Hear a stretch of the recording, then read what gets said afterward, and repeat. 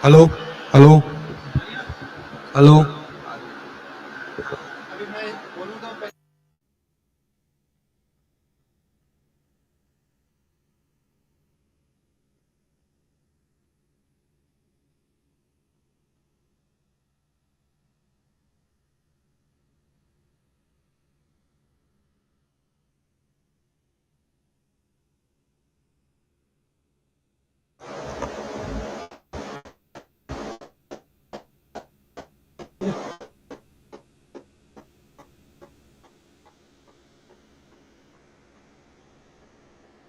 Start. Good morning, all of you. Today we are going to start invited session of day 2.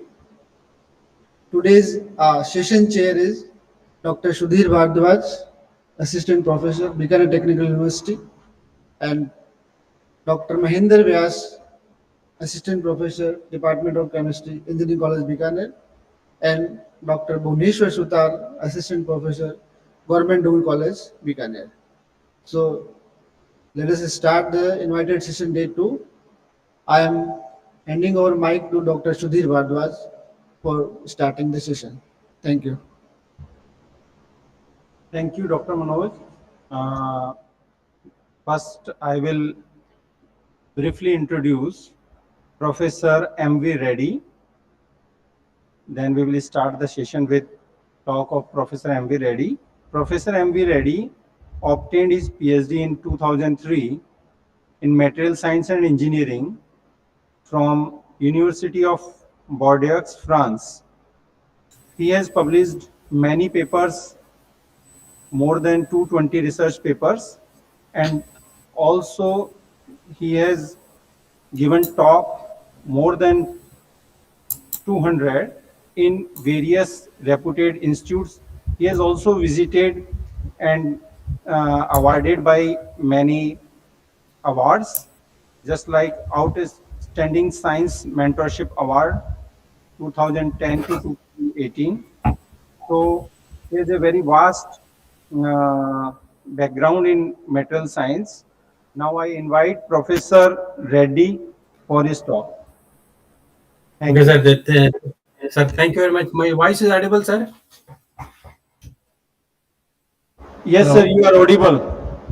Okay, once again, thank you very much for this organizing committee and including the session chair for attending all the and also including all the attendees for attending the first early morning session. So without any further delay, since they've given me almost 25 minutes or 28 minutes, so I'm going to briefly summarize what are the importance of how material physicist who can contribute in the area of energy storage. For example, some people have facilities in like RF sputtering, or some people working in bulk materials. How like material physics or physicists can contribute in this particular. Although this area is a multidisciplinary sometimes, so some of the slides it applies to engineering sciences also. So previously, I worked at National University of Singapore, almost 16 years at Department of Physics. So we had and also MSc and a few other departments. So presently I'm based in Canada, so in Montreal. So this is my outline of my presentations. Today I'm going to introduce and followed by what is the importance of material processing, and then followed by some select examples. So since many young students are there, what is the importance of research? These are the few examples. So how the research can be done. So anybody can do with available facilities. These are the few examples we have been trying at the various school students, starting from high school and junior college, and some few publication based on the high school projects. And also, like me, students are able to present at various conferences held in Singapore, also a few other part of the world.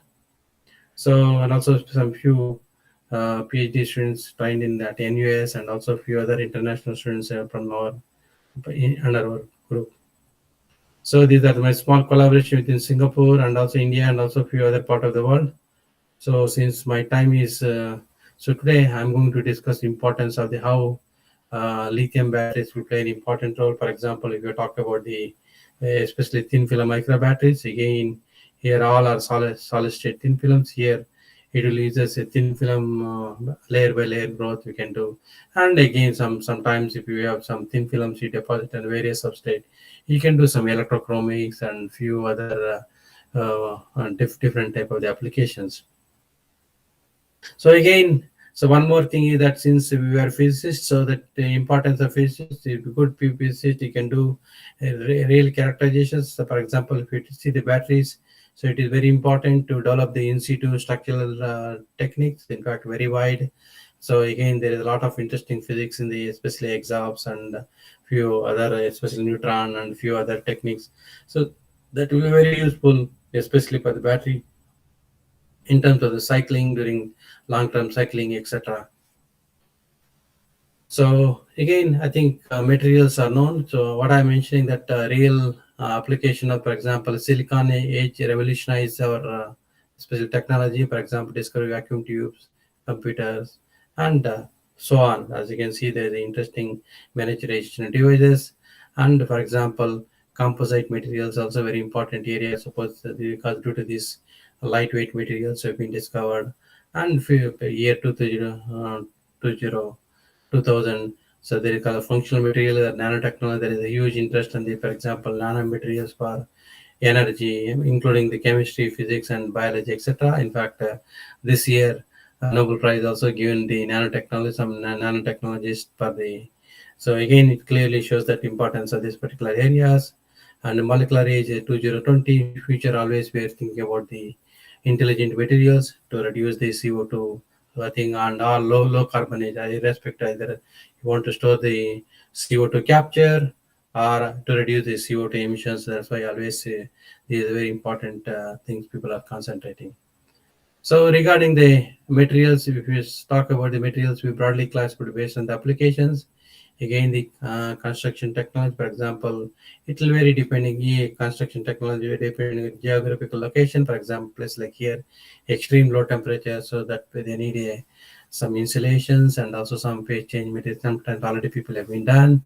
So electronic materials that is also used in solid state electronics, or what we call as a solid state physics, and energetic material, and again the superalloys, for example, engineering material, iron and steel, and food and pharmaceutical, again based on the physical properties. Again, there is the interesting physics we can see based on, for example, people want to understand what are the importance of semiconductors and a few other applications. Again, if you talk about a very wide variety of the magnetic materials, for example, ferro, so everything we can study based on this particular. And optical materials, for example, people are talking about photonics or electrochromics studies again. So very interesting things we can do, and directory and radioactive materials. Today I'm going to discuss on the energy storage materials that are used in electric vehicles and smart grid. Another important area, the CO2 capture. Again, the materials play an important role.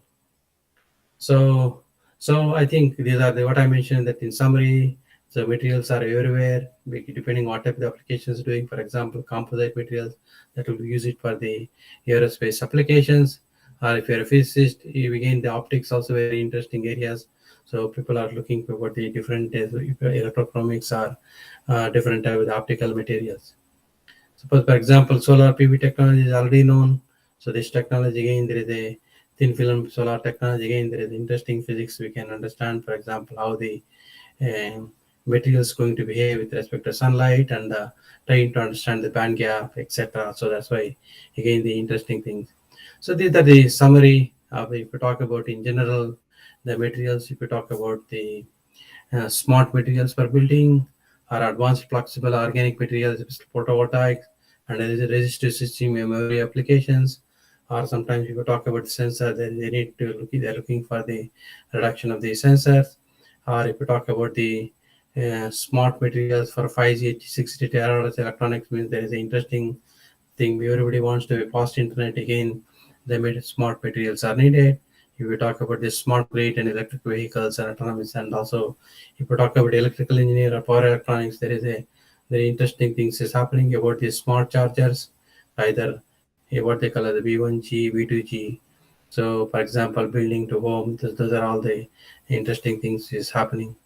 Again, in addition to this CO2 capture and storage and advanced multi-scale modeling for the new materials predict AI automation, I think this is also very important. Again, sometimes people are good in the theoretical studies or simulation. People can predict the materials. So by using that computational analysis.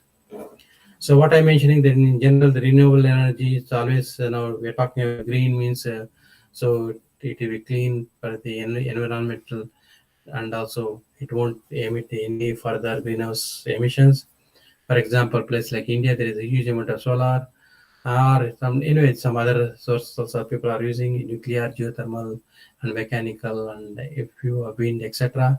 Again, in place like here, the hydroelectricity, because of water, there will be plenty of water. And another area is the batteries are one of the important devices. For example, if you talk about the any major cities, 40 to 50 to 60% of the pollution is come from the four-wheeler. So that's why people are looking to replace the gasoline vehicles with the battery operated one.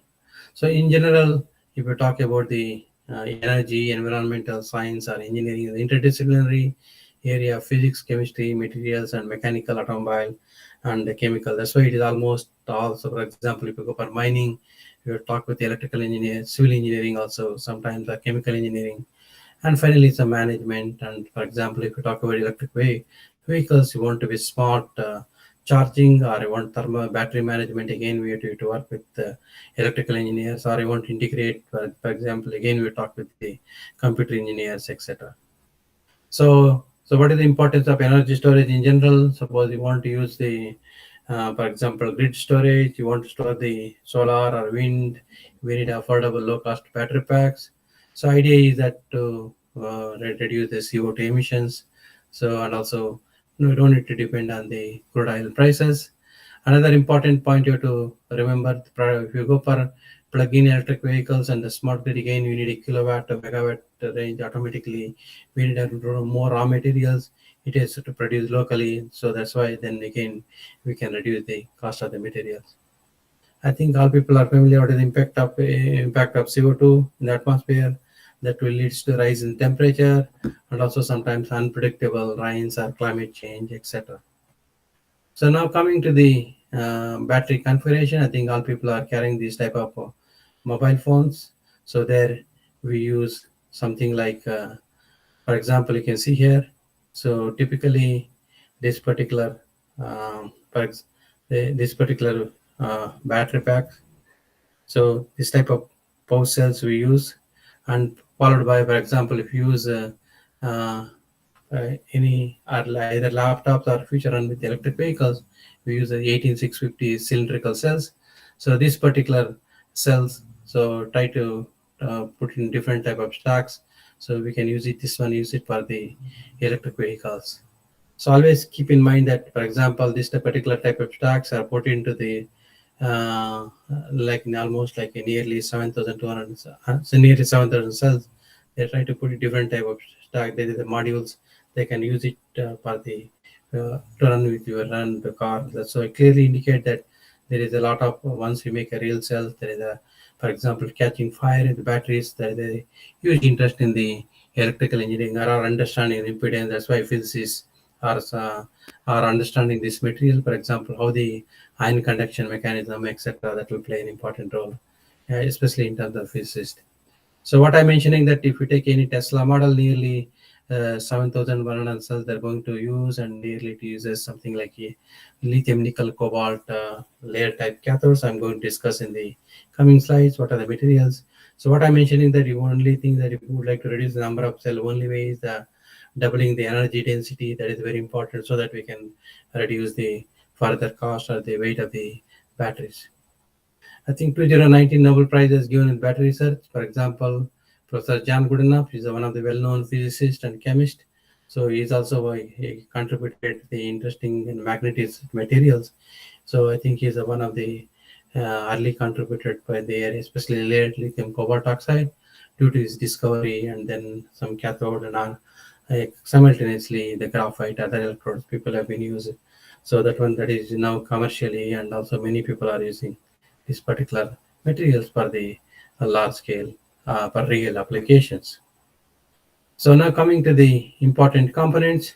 So usually batteries, as I mentioned, that it contains the, usually if you take any electric vehicles or your small power cell, or for example your battery you're using for laptops, still you have uses something like cathode. So these are the positive electrode. Another side is the negative, we call as anode materials. In between, we need to support we need to avoid a short circuit. We need a polymer separator, or sometimes we use some solid electrolyte. There we don't need any separator. So in between, the ions has to pass to one side to another side. We need electrolyte. So it is very important. So it is good mixed lithium conduction is needed. So usually for the anodes, we usually most commercially we use a graphite. For the cathodes, for example, lithium cobalt oxide, layer type, nickel manganese oxides, iron phosphate, and some few other things. Suppose if we talk about sodium batteries, lithium is replaced by sodium or potassium. Exactly, the story, the principle is same, only the different crystal structure again. And more popularly, lithium is more popular because of the energy density wise reasonably good, so that it has a more advantage. I think these are the terms we use if you're a chemist or physicist. Sometimes we use oxidation and scan, or if you're electrical engineer, we could use as a state of charge. Discharge means reduction, cathodic scan, negative current. Electrolyte, we use something liquid electrolyte, and copper foil as anode, etc. So important point you to always keep in remember. Usually during the charge, lithium move from the cathode to anode, where the electron will pass to an external circuit. During discharge, reverse reaction is happening. So if we do electrochemically, the voltage versus current means when you remove the oxidations, the positive current and negative current, which is the reversibility of the peaks. So another way to plot is the voltage versus capacity. So you can see that, for example, the charge potential of the cathode, anode is at the bottom curve, the red curve is the anode material. Difference between the top minus bottom will give the voltage of the cell multiplied by capacity is energy density. So keep in mind that what are the important as a layman. So suppose always so people always for real engineer they're looking for high energy density. For that is very important. Battery must adopt the climate condition, means it has to work with a low and high temperature, and long cycle life and reliability is very important. Resistance Coulombic efficiency above first cycle should be above 92, 95, and afterwards successfully we have to get up 99%. Impedance should be in resistance of the cell during cycling should be minimal. It means that you have to see negligible resistance variation during cycling. And at the end, we have to see the fast charging. It means that some people are looking, is there any battery charge within few minutes? And then again, there is some issue I'm going to discuss in the coming slide. After solving all this one, academically, if we do all this one, we need to look for the more safer material, low cost and toxicity. and followed by sustainability and recycling. So one word, what is the why the if we do fast charging? So sometimes we may see that if we do higher current rate, 6 minutes you can get lower capacity, whereas so with the 0.1 means 1 hour slowly higher capacity is really good capacity. So as a consequence, what people will do is that so in order to get a maximum capacity, they try to charge a battery with 1 or 2 hours depending on the chemistry of the battery pack. So in general, what is the reason is that if you do with higher current rate, all particle not participating in electrochemical cycling, and also there is a at high current rate lithium plating will occur, so they not avoid that one. So they use so make sure that they use a reasonably low current. So in summary, so lithium batteries are very popular because of the lightweight and high energy density, and also reasonably we can get the higher voltage. So now coming to the mining industry, how the battery real things it means we need raw materials, for example, lithium, nickel, so locally has to produce, and natural graphite for the anode, copper, aluminum, steel, polymer, neodymium, dysprosium for the permanent magnets. So always keep in mind that so we can if you're able to extract produce these materials locally, so that since we need a nearly huge tons of the batteries needed for the fabricate the things, and depending on the chemistry, for example, nickel based, cobalt based cathodes are expensive. That's why they replace the cobalt by nickel, because of the as you see that everything is interrelated, because the mining cost of the cobalt is expensive when compared to the nickel. That's why the nickel rich cathodes are very popular. And component processing and manufacturing, cell pack design. So again, so each one place is the mining followed by processing and manufacturing. Once you do that, one cell pack and end use and what type you want to be, grid applications or electric vehicles or any other application they can use. Only thing is that the principle, what is the standard conditions are same, and end use and recycling and followed by. So this is very important what they call a circular economy. So quickly, I'll go through since I don't have much time. What are the important points to remember? The material should be low atomic weight, so that automatically we can get higher theoretical capacity. And anode should be lower discharge potential, cathode should be higher charge potentials. So that will determine the energy density. I show that clearly that energy density is very important. Okay. So and also material must not soluble with electrolyte, and we need a mixed ion conductor because people want to do fast charging. Again, we need a mixed ion conductor. So what important is material processing and characterization. So in general, what is happening is that either a physicist, various what is that depending on applications, what properties are looking, you try to identify the materials and try to understand the whatever the structures in it or the size and shapes accordingly appropriate. Processing and characterization techniques are needed. So again, I think we have the capabilities, what type of the shapes, the different say as a batteries, as a laboratory we can design a small scale, whereas for example chemical engineers people can already for example co-precipitations or some hydrothermal, already people are producing in a large scale big reactor nearly tons of the quantity we produce. So it clearly shows that all the lab research it is going to be industry. So and few other, for example, if you are a physicist, sometimes more on thin films, you have either RF sputtering or PLD or atomic layer, you want to do things, or even plasma, CVD, etc. And we can do some different techniques. For example, if you are a metallurgist or sometimes if a mechanical composite materials, for that case, we need material should be dense ceramics. For that case, we need some hard pressing or additive manufacturing or spark plasma sintering. So you need to do to get a good mechanical properties. So clearly shows that importance of physicist is you can see the crystal structures or understanding the composition or morphology, or if you can see the thin films, RBS is needed, Rutherford back scattering or some other chemical characterization technique. It clearly shows that the importance of physicist. If we compare the example of structural characterization, again the physics will play an important role. Whereas the batteries, we need some galvanic start, potential start, and sometimes some materials, magnetic materials also you can understand. So why I'm mentioning that, since we had a nice opportunities in our facilities where I was in France, also in Singapore, our own, we have our RBS, also some in situ studies we are able to do ourselves, and including Raman, etc. We can characterize the materials our own.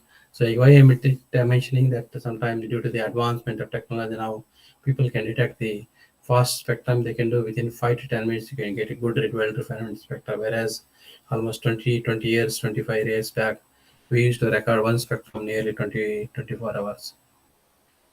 So what are the important point you have to remember? So if it is a thin film surface, all the layer by either cathode, electrolyte, anode, or thin films, depending on you have to deposit layer by layer. So then you can do a protective layer. So in order to prepare the all solid state batteries. So again, what is the RBS is one of the useful tool if you are a waste thin films, what you'll learn. So in order to understand the composition of the thin films, for example, usually while helium atoms incident on the particular thin films, so by knowing the kinetic energy means it is directly proportional to the atomic cross section directly proportional to the atomic number.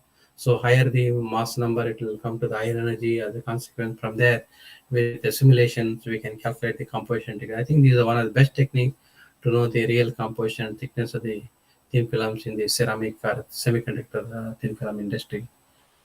Quickly, since my time is up, so always the cathode materials are the only lithium-based materials, whereas anodes, graphite is a more popular things. So it clearly shows that importance of the cathodes. We can see there is a ions feel like positive. So, for example, redox couple is we have to take into consideration. Whereas the graphite always more popular because of lower discharge potentials. So usually what we do as the industry, the active material binder all together and coated either by ductile blade or automated. So finally, either copper aluminum foil and heat and dry, calendering, cut the things, and finally you can make the in a glove box. Usually in the real battery industry, everything is automated. The mixing, everything they can do. People can produce roll-to-roll type of the materials, so that is like almost million type of cells people can do with a good high reproducible quality. So any type we do, always people they do with some cylindrical cell, make sure that performance or the kind cell, make sure the performance is it will meet the criteria if you want to use it for electric vehicles or any other type of the applications. So one example is some new material, the vanadium 3 plus to 4 plus. It is almost like vanadium 3 redox couple and close to the good, better than the lithium cobalt oxide, good thermal stability, etc. So again, either sometimes we take a two furnace. From there, you can mix with the carbon to reduce the things, and they call it carbothermal reduction method. So in this technique, we produce various materials. I think either suppose sometimes you want to prepare nitrides or sulfide, we need a respective gases. You want to be nitride, you need ammonia, or sulfides, we need a sulfur gas, etc. Again, interesting things are, for example, you want to be exfoliate the graphene oxide to fuel air graphenes. Again, we can do with appropriate temperature, etc. So what usually you do, any type of the ceramic material, you try to prepare, you see them X-ray and make sure that you are able to get a desired phases, and based on the lattice parameters we can see. And interestingly, as you can see that cathode material should be higher charge potentials, anode should be, for example, lower. So typically the stability is very important, how long is stable, and good what they call as a good cycling efficiency, that is very important. So since we are a physicist, we can understand the structures, respect either Xc2 or Nc2 or some impedance, see how the resistance variation with respect to cycle number, etc.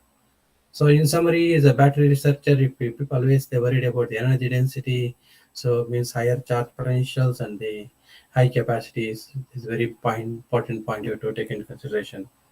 Since I don't have time too much discuss and then some new materials again, so vanadium based materials have been already explored. So idea is that some new materials. So I don't have time to too much discuss. So again, what I'm mentioning that whereas sodium based system versus lithium, so always lower energy density because you get 4.2 volts. Same materials to with the lead sodium 3.4 automatically. Anyway, for the depending on what type of applications, if it's a grid, so there the cost is also not an important one.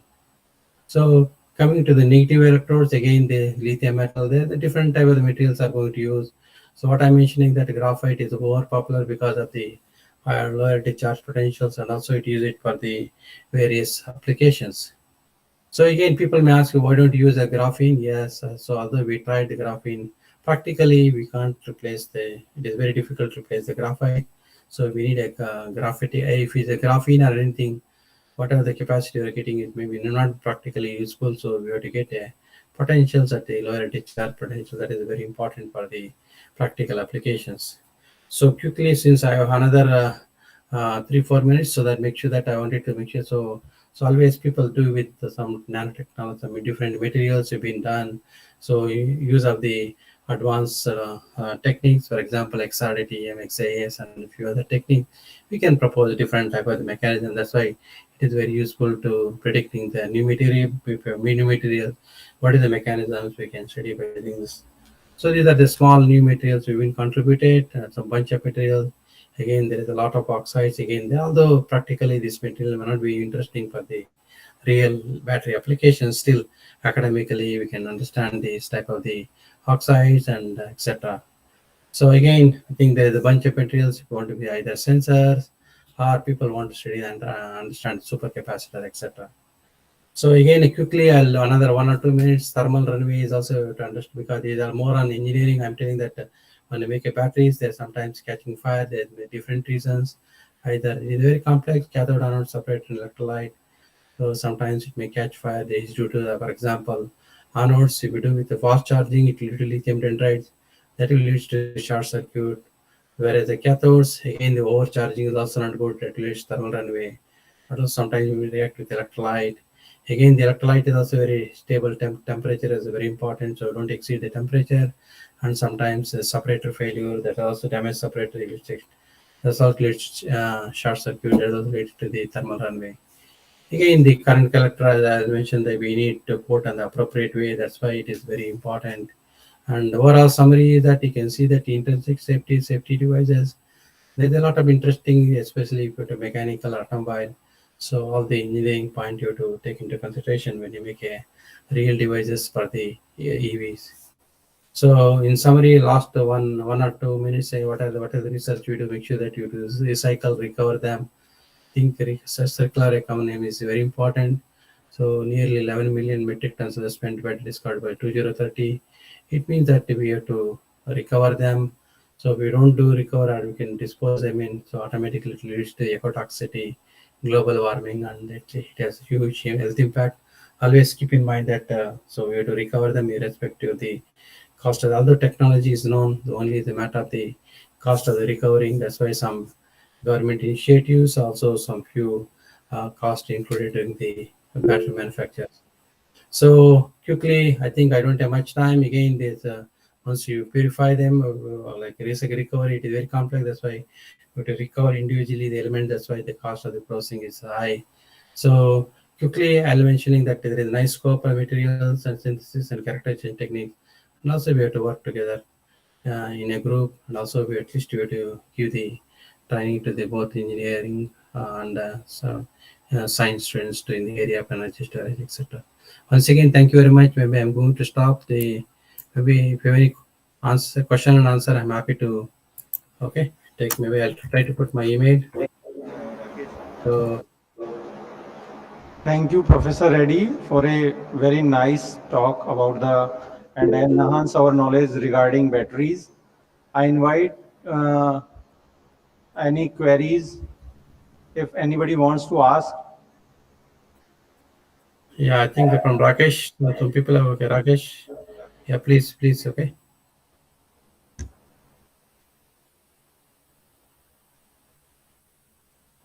Okay, anyway, I put my email in case if you're able to, if you have some problem with connections problem, so please feel free to, okay, contact me.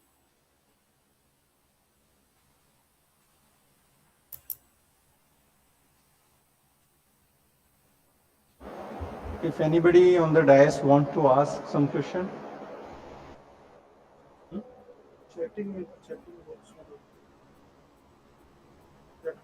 In chat box, there is some questions. Till now, no, I didn't get any, okay, maybe people are typing, I have to see, I have to wait and see.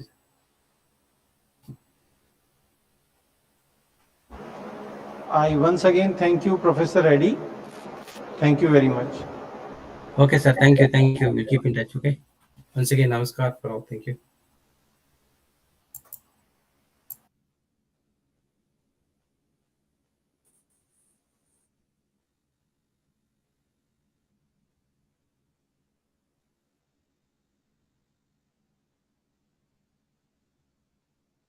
For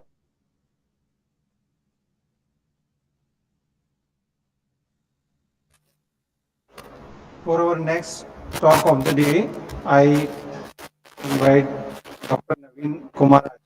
First, I will briefly introduce Professor Acharya.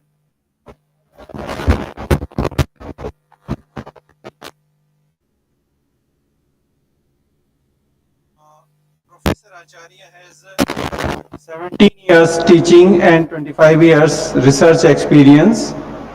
He was the Boycost Fellow at Texas, USA, and he has 68 publication, and he has wrote 3 books, and there are many achievements, a big list of achievements by Professor Acharya, and he has also reviewer in international journals, more than 20, and many invited talks he has given. So I welcome Professor Acharya for his talk. Yeah, am I audible? Yes, sir, you are audible. Thank you. First of all, thank you for a nice introduction.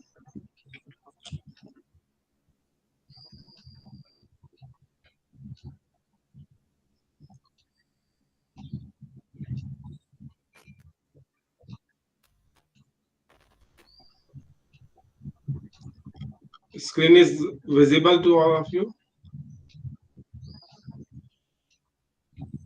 Dr. Sudhir, is Yeah, it visible? yes, sir, it is visible. It's, Okay, yeah, so should I start now? yes. Okay, so the topic of my talk is transport properties of nanocomposite polyimide orthofunctional groups polymeric membranes. So actually, the work we have performed at United States during my Boy Scouts visit, and the part of work I am going to present over here. So the plan of presentation is to how to develop and characterize these type of membranes, which are particularly known as thermally rearranged membranes, and the polymer nanocomposite of those membranes. And if time allows, then I will cover the activation energy for permeation, how it can be calculated, and why they are useful in membrane technology. As we know that the membrane technology has wide applications in various fields of science and technology. It includes transport phenomena, how a particular gas allowed through a membrane and which particular is rejected through that membranes. So these can be modified by various ways if we introduce nanoparticles as a polymeric matrix and to improve or to modify the fractional free volume, and that free volume allows to penetrate particularly gas or group of gas pairs. Another way is to modify these membranes is to irradiation with the heavy ion, so heavy energetic ions that can modify the surface properties and probably up to certain depth also. So these membranes in such a way further chemically etched and then allowed to check the permeation properties. They can also be used as flexible devices. They can be used in fuel cell technology, in batteries, as discussed in previous speaker talk. And the wide and promising application is in separation technology. And it has also a potential applications in drug delivery systems, food and beverage packaging, and many other applications of polymeric membrane systems. So that's why these are very important nowadays. And apart from these, they have certain potential applications or potential properties. Because of that, they can be widely used. One of them is low energy consumption, because we need not to uh, establish additional equipments. They have low capital cost, lightweight, easy handling because thickness can be tuning up to desired thickness range. They are environment friendly and ease to availability. Yeah, the membrane technology, they have different types of membranes scientists are using. Mostly glassy polymers are being used widely. But in this presentation, I have tried to cover thermally rearranged membranes and their polymer nanocomposites. These nanocomposite membranes can be fabricated using the embedded metal or metal oxide nanoparticle. They can affect the um, free volume properties of the membrane, and accordingly the physical or intrinsic parameters gets changed, like glass transition temperature or crystallinity of the material. And they have different applications in fire resistance, in biomedical applications, some sensor based devices, and gas separation properties. The motive behind such kind of work is to have wide applications in energy storage materials, advanced mechanical properties or thermal properties type materials. Their membranes can be used for hydrocarbon separation in petroleum industries, and of course in solar cell technology. So some of part of work has been already published in various journals. And gas separation, particularly if I talk about the gas separation, then people have tried the magnesium oxide nanoparticles in a mixed matrix membrane to improve the carbon dioxide over methane and hydrogen over nitrogen selectivity. They have reported these membranes are promising materials for the separation industries. Some people have also tried with the blending of the polymers. As far as this synthesis part is covered, there are two types of membrane methodology which can be employed to prepare such polymer nanocomposite membranes. First is in situ method and another is ex situ. In situ method is during the synthesis of polymerization process. These nanocomposite can be formed. And another is ex situ method, in which first the membrane has formed the polymer material and then introduction of inorganic nanoparticles into polymer matrix. Yeah, the main motive behind the work introduced using this thermally rearranged membrane is there is a popular graph of that is called Robison limit.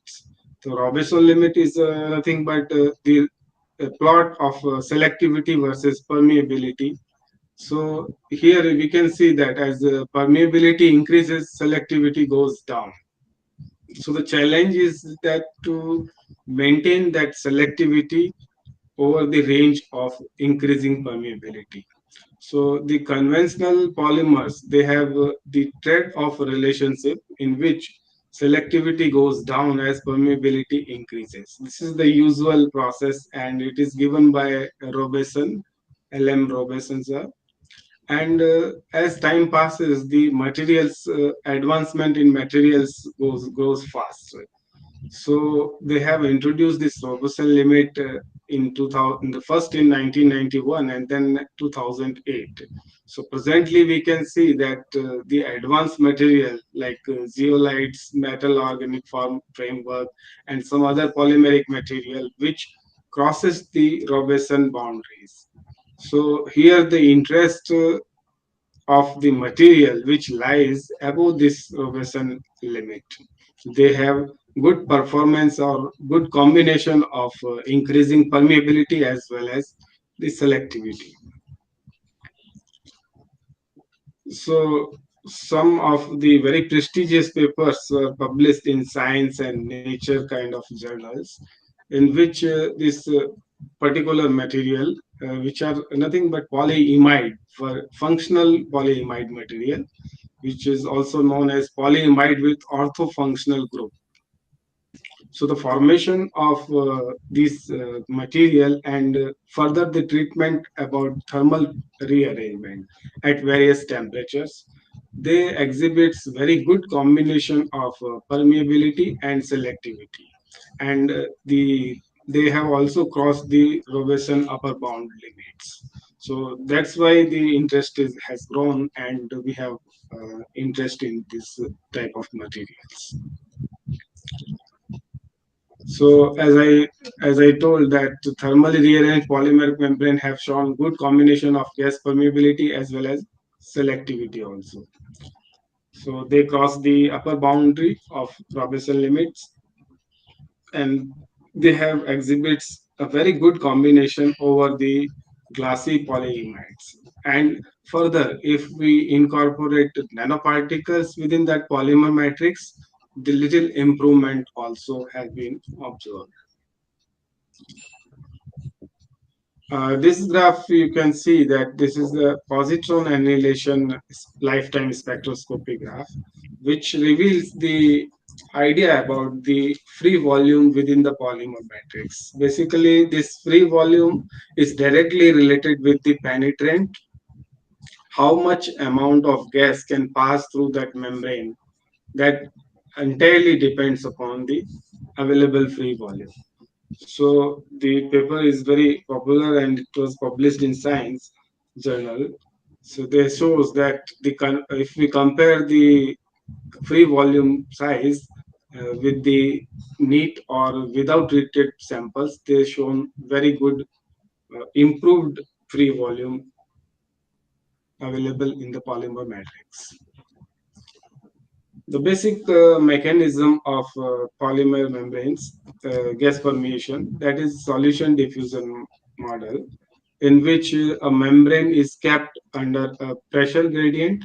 So due to the pressure gradient, the upstream pressure that allows to penetrate that gas as per the Fick's law. So Fick's law is nothing but it gives the flux or amount of gas that passes through a particular thickness, and the applied pressure value is also has important role. So ultimately, the permeability is measured in terms of barrel. So barrel is unit I have mentioned over here. Another parameter which we can calculate by using or by observing the permeability values of different gases and then selectivity to estimate that selectivity, that is the ratio of the permeability of two gases. The process to form these polyamide orthofunctional groups polymers is to first we have taken the polymer in a certain amount and then dissolve in a solvent, in appropriate solvent, and then introduce the nanoparticles. So the formation of such nanocomposite thermally rearranged polymer membranes, they have further investigated for the permeation properties. So there is a standard method in which we can synthesize these particles. We have taken different standard materials from the standard companies, and then a methodology which I can show you on this graph. Yeah, this one is the nanoparticle. They are sonicated, and then the polymeric material that is also dissolved in a particular solvent and then mixed, and further sonication has applied to get the final polymeric membranes, and then we have kept it under vacuum for a longer period to ensure that the complete removal of the solvent. And then the next step is to treat them as a thermally rearrangement process. So for that, we have used that carbonite split tube furnace, in which there is a mechanism you can see through this graph. Initially, the material is kept at room temperature, 25 degrees Celsius, and then the temperature is heated, or it allows to increase up to 300 or any higher temperature for the period of 1 hour, and then again up to a desired temperature, let us say 350, 400, or 450. We can go up to a certain limit, because after certain limit the polymer materials gets brittle and it cannot be used for further application. So this T2 has to be optimized before applications, before observing. So again, it will kept for certain period, 1 hour or 30 minutes, and then the material is entirely converted into thermally rearrangement process. So orthofunctional groups can be created, and that was confirmed using FTIR and other standard techniques. So you can see the material appearance that is entirely different. Before thermal treatment, the material looks like a yellowish, and after thermal treatment, at different temperature, it turns into the brownish shade. So this is because of the material conversion. The functional group gets modified. And this is the FTIR spectra, which confirms the appearance of benzoxole ring structure that converts during the thermal rearrangement process. And we have performed another experiment which allows to check whether how much light intensity passes through these membranes. So we have observed that there are clearly distinct or difference in the amount of light that passes through the membranes, and we can confirm it by the appearance also. There are certain formula in which we can calculate the how much conversion took place. So actual mass loss and theoretical mass loss, it has been calculated using formula, and we found that this reaction, the conversion reaction, proceed up to 76% in case of 450 degrees Celsius conversion of thermally rearrangement materials. And it depends upon the temperature value. If we talk about 400 degrees Celsius, its conversion rate is 60%. And this is a popular constant volume variable pressure method to measure the gas permeation of these type of membranes. You can see I don't have this highlight pointer, but I can roll over the mouse. Here, the membrane cell is here, and we kept our membrane sample over here. Applied pressure of a particular gas using the gas cylinder is through this membrane. So that measure the value of pressure, and on the downstream side there is a vacuum, provision of vacuum. So before starting the actual experiment, the chamber is completely evacuated, and due to this pressure gradient, because vacuum created lower pressure and higher pressure is on upper side, so this pressure gradient allows gas to pass through it, and the amount of pressure that is measured from lower side and upper side both, and there is a standard formula which measures the pure gas permeability. The other factors are also there, the volume of at lower side, the cross section of the membrane, thickness of the membrane. So ultimately, if we put all the values, this is a program-based software, and the permeability of any particular gas can be calculated using this constant volume variable pressure method. And there are certain results for particular gases. We have used hydrogen, carbon dioxide, oxygen, nitrogen, and methane. So their kinetic diameter shows a relationship between the permeability with kinetic diameter. As we increase the kinetic diameter, the permeability goes down for the samples. And here we can see that we have used different samples as pristine HAB6FDA material, which is simply polyimide, and then we have introduced 15%, 8% of silica, and then thermally treatment. So we can see the clear distinguish between the permeability data of these membranes.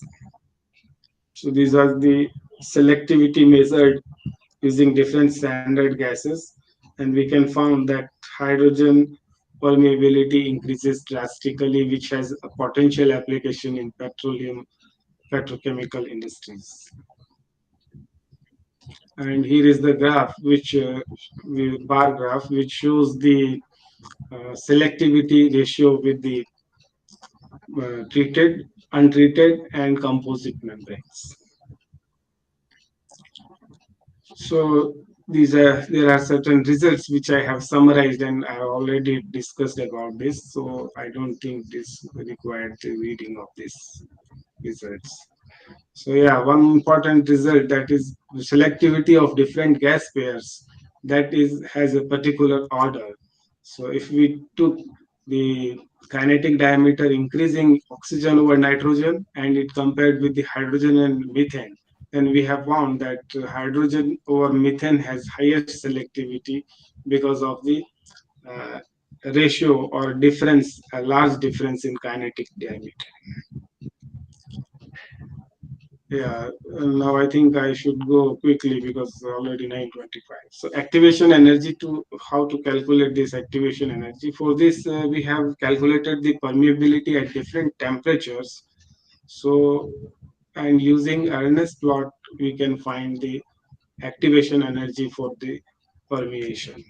So again, there are standard formula. And we have measured the permeability up to 100 degrees Celsius of these membranes and put these values in Arrhenius plot to find the uh, temperature dependence data and then activation energy for permeation. So we have used want-off relationship to find the permeability.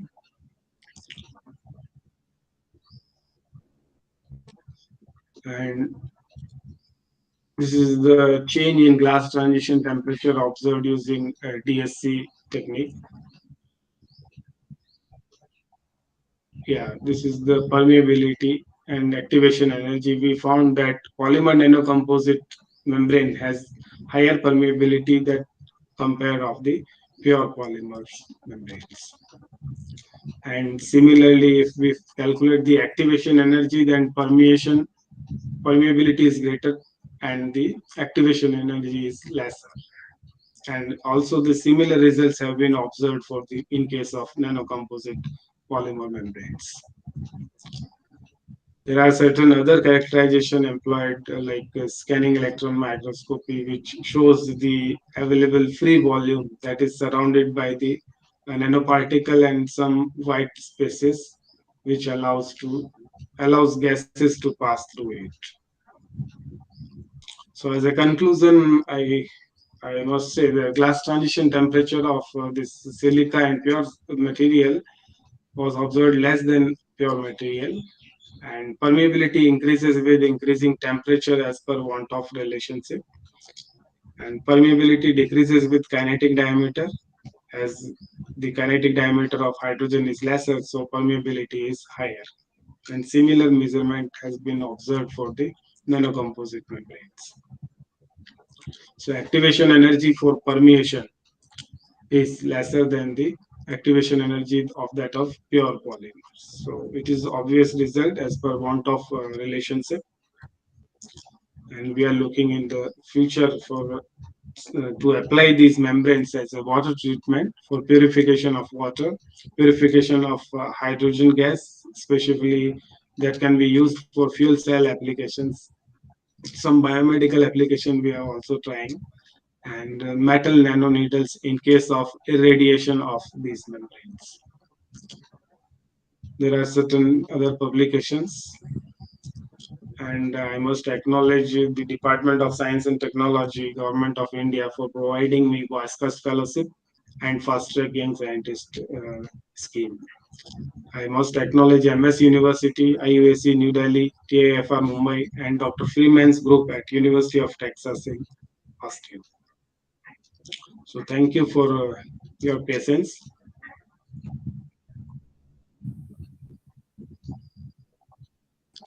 If you have any question, please. Thank you, Professor Acharya. Now I request to participants, if they have any queries, please ask.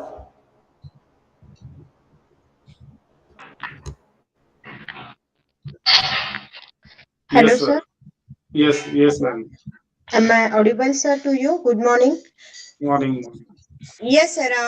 My basic question is what is the exact difference between activation energy and band gap of the semiconductor?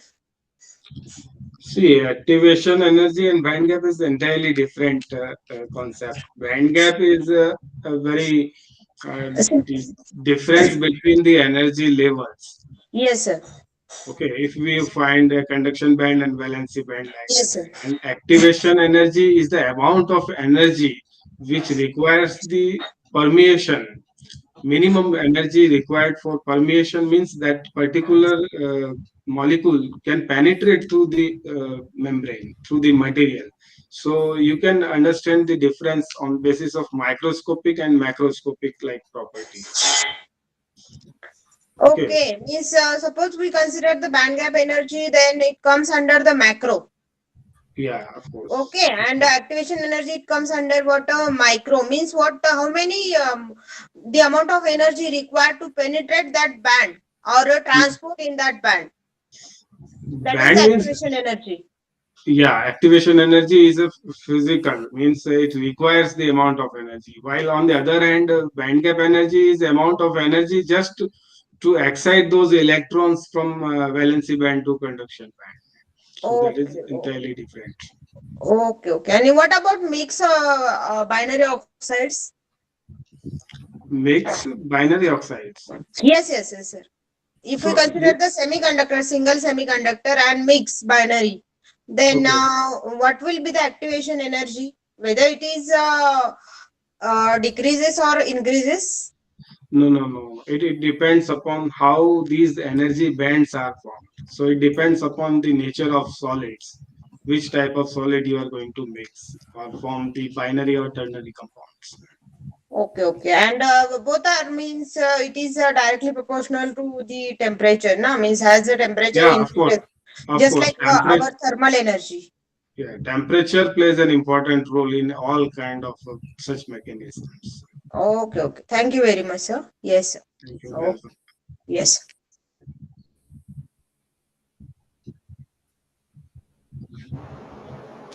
Thank you, Professor Acharya. Thank you for a nice presentation. Thank And you, sir. now over to Dr. Shekhawat. Thank you, Dr. Sudhir sir and Dr. Vyas, Dr. Shiv Kumar Tak sir and Bhuneshu sir for sessioning this session. Now, I would like to invite Dr. Praveen Poit sir for starting the next invited talk.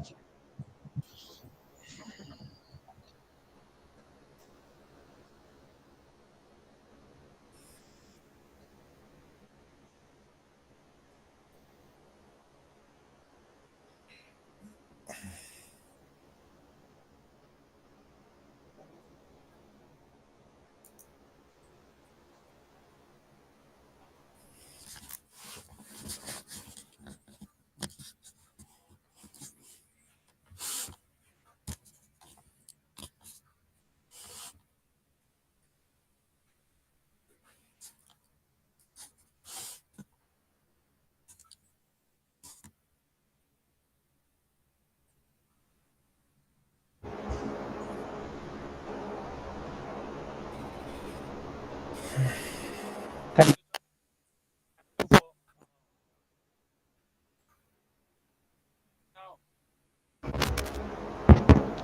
May I welcome Professor Vitalin Zabowski, and he is the Hello, good morning. Can you hear? Hello.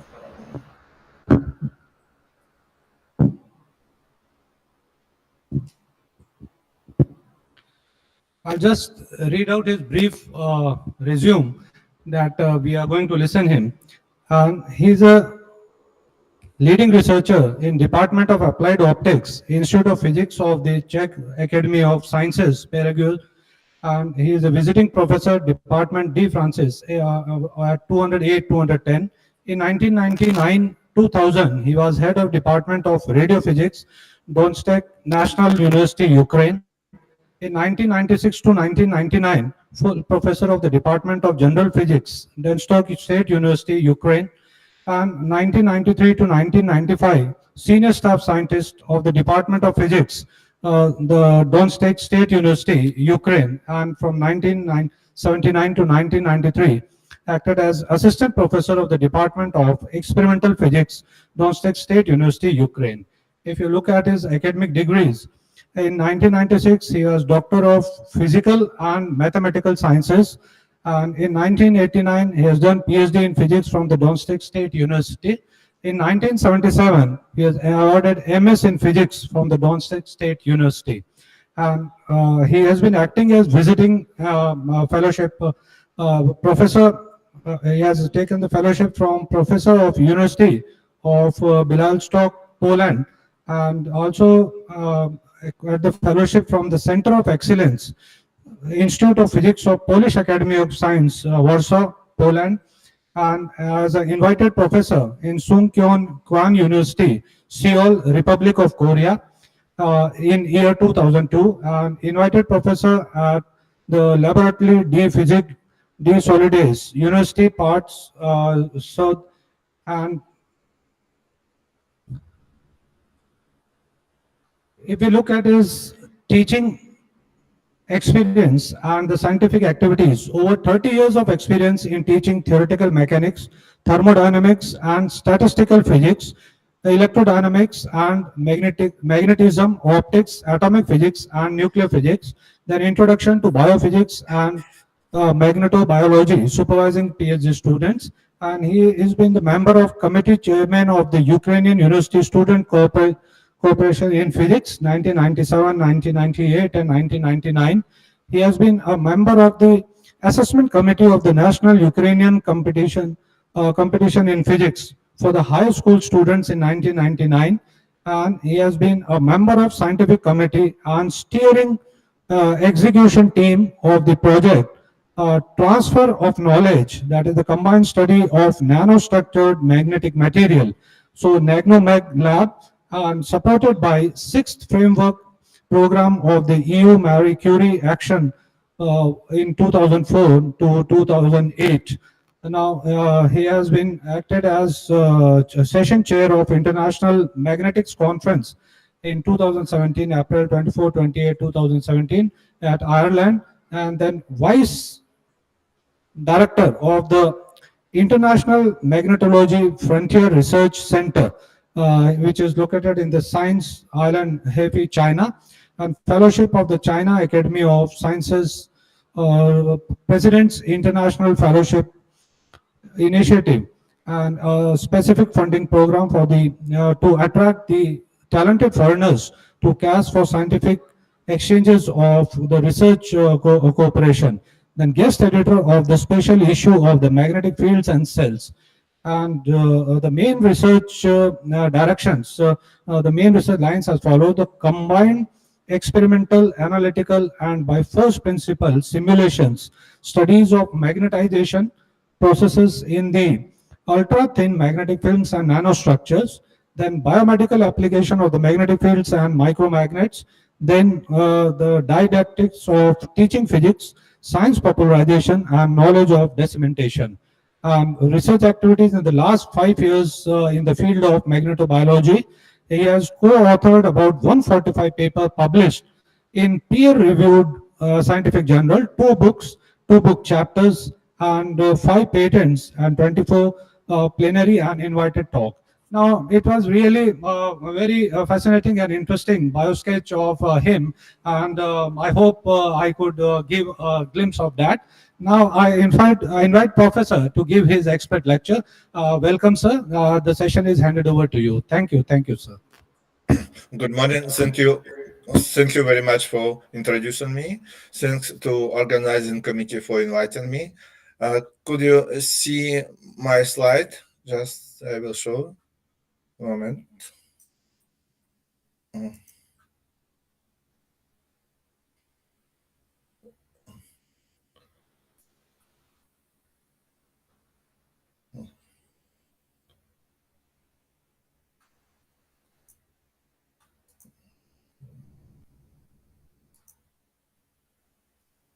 Can you see my slide? Now it is visible.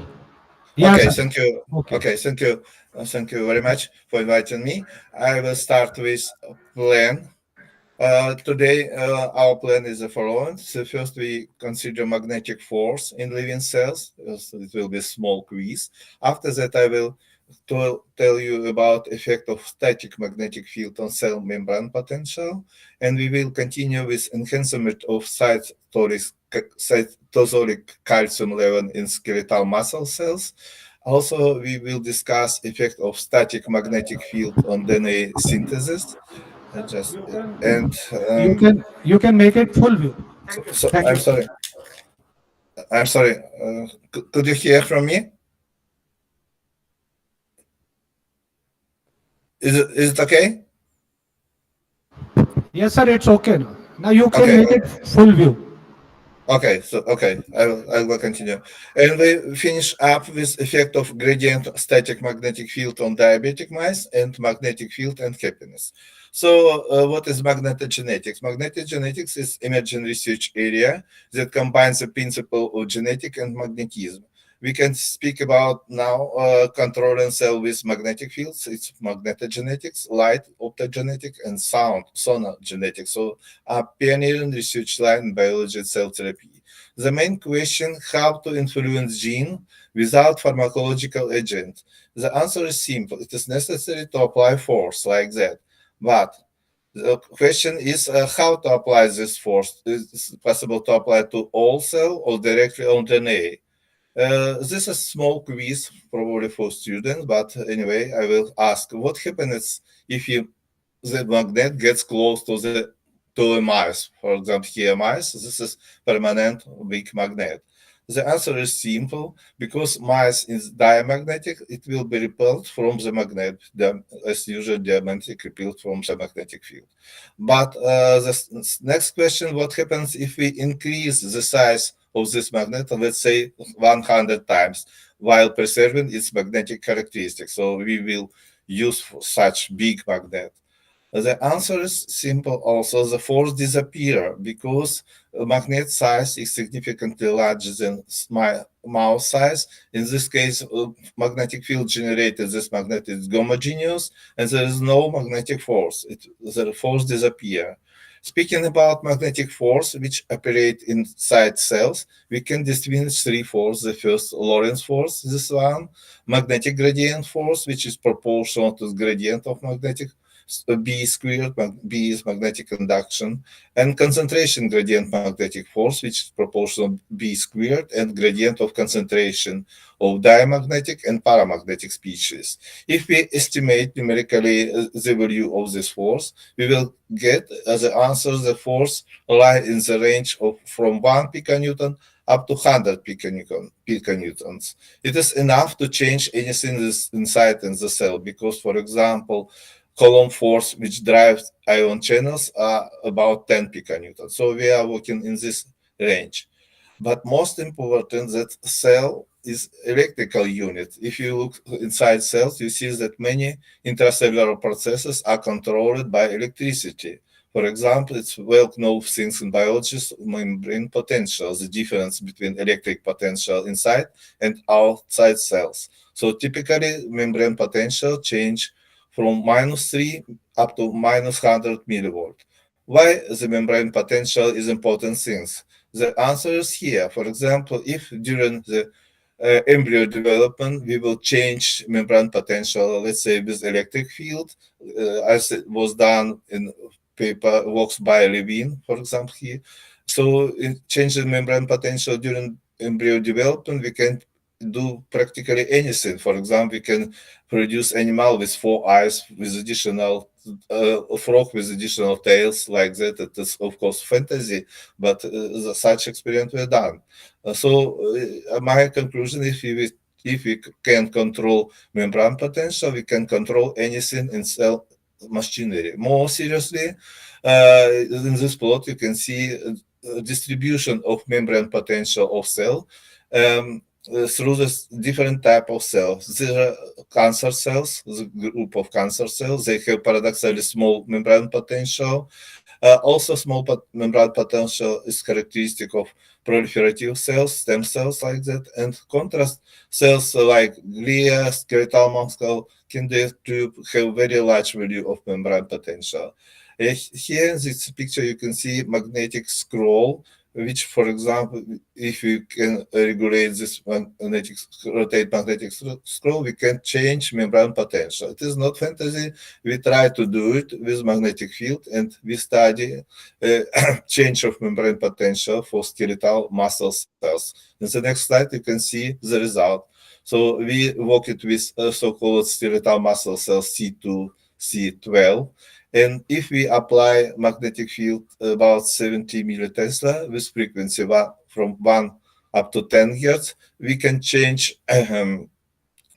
membrane potential of these cells, let's say about 5 millivolt. This change of membrane potential opens voltage gated ion channels in the cell membrane, and opening this channel, we increase or decrease calcium level. So this is image of cells and characteristic of our magnetic field. But in the next slide, you can see how this cytosolic calcium level change with magnetic field. For example, we switch on magnetic field, calcium level increase. We switch off magnetic field, it decrease. Switch on once again, increase.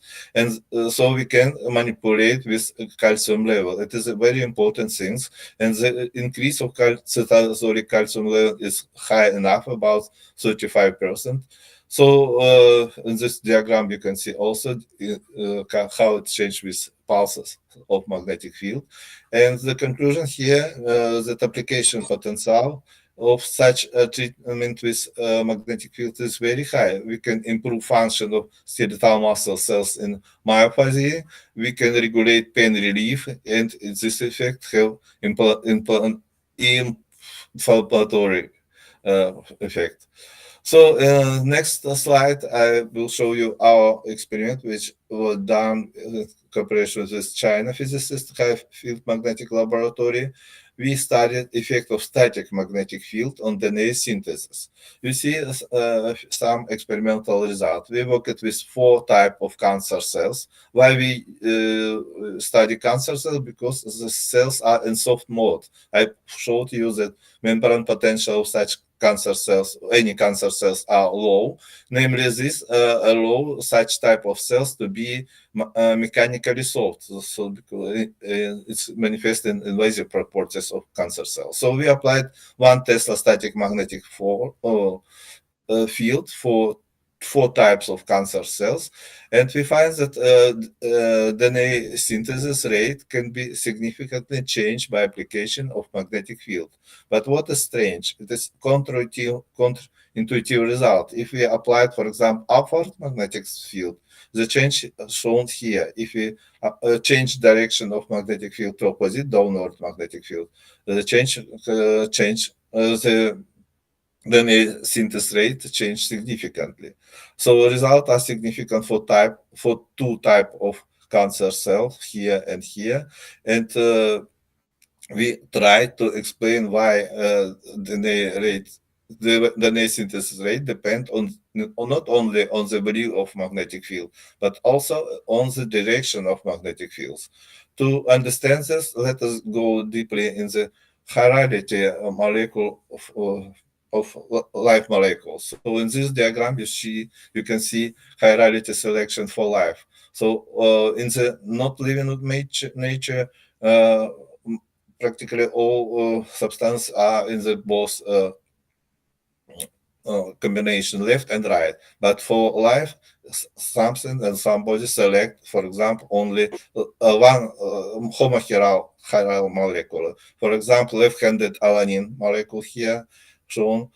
Here you see DNA right helix. Division of cells also asymmetrical relative to left and right. So here, on the organism level, for example, this type of snail with right spiral more viable than with opposite direction of spiral. Asymmetry of human body, and this is very interesting result if we apply pulsed magnetic field to a special zone of human brain. A human who was for example, right-handed becomes left-handed temporarily. Of course, this left-right asymmetry somehow connected with asymmetry of magnetic field, this right from the school. So DNA helix is DNA is right helix. Moreover, when replication is going, the DNA rotate with high angular speed, and DNA carry negative charge on the periphery like that. The charge density is here, so it's not big, but enough to be influenced by a magnetic field. In this sketch, you can see a rotating DNA cross-section in magnetic field which is directed perpendicular to the plane in this opposite direction. So in both cases, for on moving charge, the Lorentz force acts, and it change angular speed of rotation. It is like or more precision. So we calculated this change of angular velocity, and the main conclusion from this that if we rotate, apply Lorentz force in one direction and an opposite direction by changing magnetic field direction, we see increase and decrease of angular or rotation speed of DNA. So the additional frequency generates so-called supercoils on the DNA. It is analogy with phone cable. If you will rotate cable one direction, you will produce a lot of supercoils. In opposite direction, the density of supercoils will be less. So it is known fact from biology that DNA with high density of supercoils replicate at slower pace than DNA with low density of supercoils. And we found this effect not only in vitro, also in vivo. We applied more higher magnetic field, up to 9 Tesla, 9.4 Tesla, and found that this high static magnetic field applied for 24 hours caused in cancer cells DNA synthesis inhibition. Also, upward magnetic field exposure up to 88 hours significantly inhibit tumor growth in mice. So mechanism is here. So if we applied downward magnetic field, the density of supercoils less. So this process is going and DNA synthesis go on. If we apply upward magnetic field, the density of supercoils increase, so the replication is gathered. It generates additional rows, reactive oxygen species, activate special protein Phi53, which is key tumor suppression, and finally it's result in the arrest on cell cycle. So finally in vivo we see that application upward magnetic field significantly inhibit tumor growth, and opposite direction field no, so there is no effect of such. Of course our explanation is based that DNA somehow orientated in along of magnetic field, but by the way, magnetic properties of DNA are unknown. We can only speculate because we know that it's rotate and the charge, so should be subjected of Lorentz force.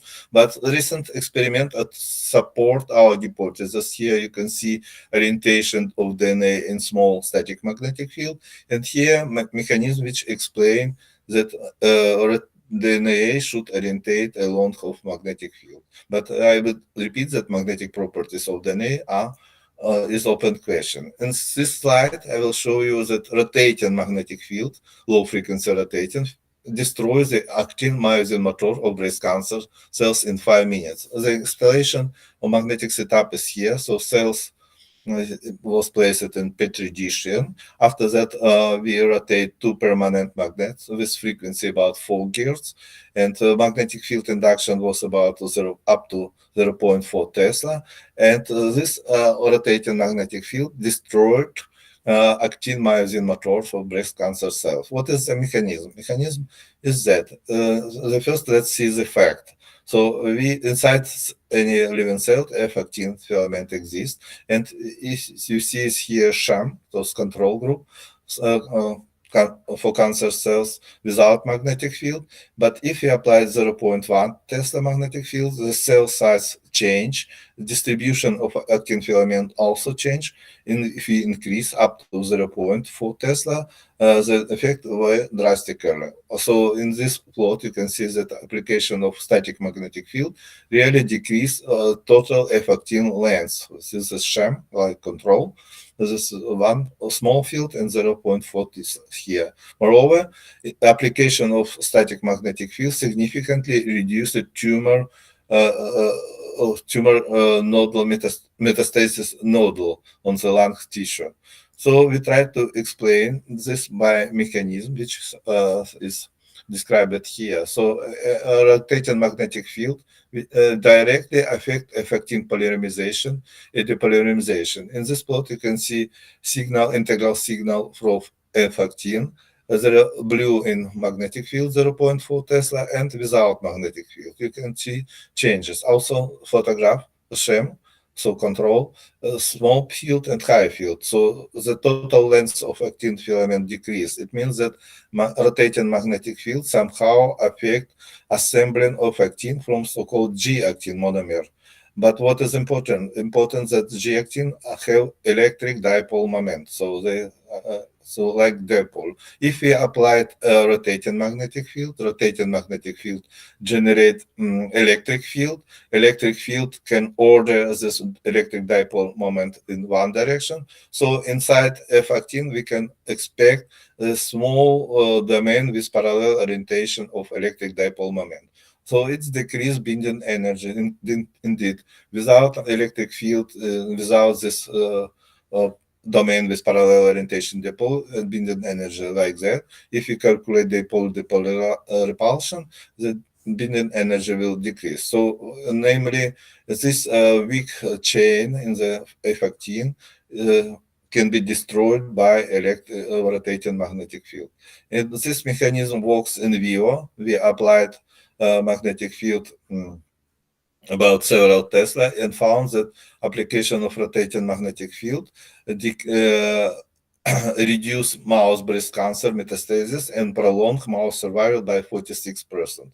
So mechanism is shown here, and the difference between breast cancer cells in after 5 minutes of treatment with low frequency magnetic field here and without magnetic field. But mechanisms, I said about mechanisms. The experiment was done in Hefei, China, high field magnetic laboratory. Now we go to biological effect of ultra high magnetic field. You know that high magnetic field of, for example, from 2 up to 9 Tesla is currently used in clinics in MRI scanners, so like that. But if you want to increase resolution of MRI picture, you need to increase both magnetic gradient and magnetic field. So preclinical study, current up-to-date preclinical study MRI use magnetic field up to 21 Tesla. In this case, immediately safety question arise: is it safe or not? We make experiment in Hefei. This is a world record superconducting magnet, which generate static magnetic field up to 45 Tesla. This is me, close this magnet. And we made probably the first experiment with such a magnetic field and living object. We put living mice, with diabetes the first type and second type, and severe first type diabetes into this superconductor magnet, which generate up to 9.4 Tesla magnetic field. And you see the results. This is hours, time hours. This is survival rate. So if we you can see this plot, so static magnetic field up to 9 Tesla practically does not influence survival rate. But if you put the same mice with diabetes, two type diabetes, in gradient magnetic field with gradient up larger than 10 Tesla per meter, you see drastically changes. So all that mice here and here. So the conclusion is that highest magnetic field with high gradient larger than 10 Tesla per meter are very harmful for diabetic mice. The mechanism, we tried to analyze mechanism, but we concluded that exposure to high gradient static magnetic field increased oxidative stress state in diabetic mice, increase arose reactive oxygen species level. And now I will discuss the effect, so-called antidepressive effect of very high static magnetic field, up to 33 Tesla. We also used this magnet, which I shown, and there are three groups of mice: control without magnetic field, sham, the same as magnet but without magnetic field, and mice in magnetic field which vary from 11 up to 33 Tesla, so huge magnetic field.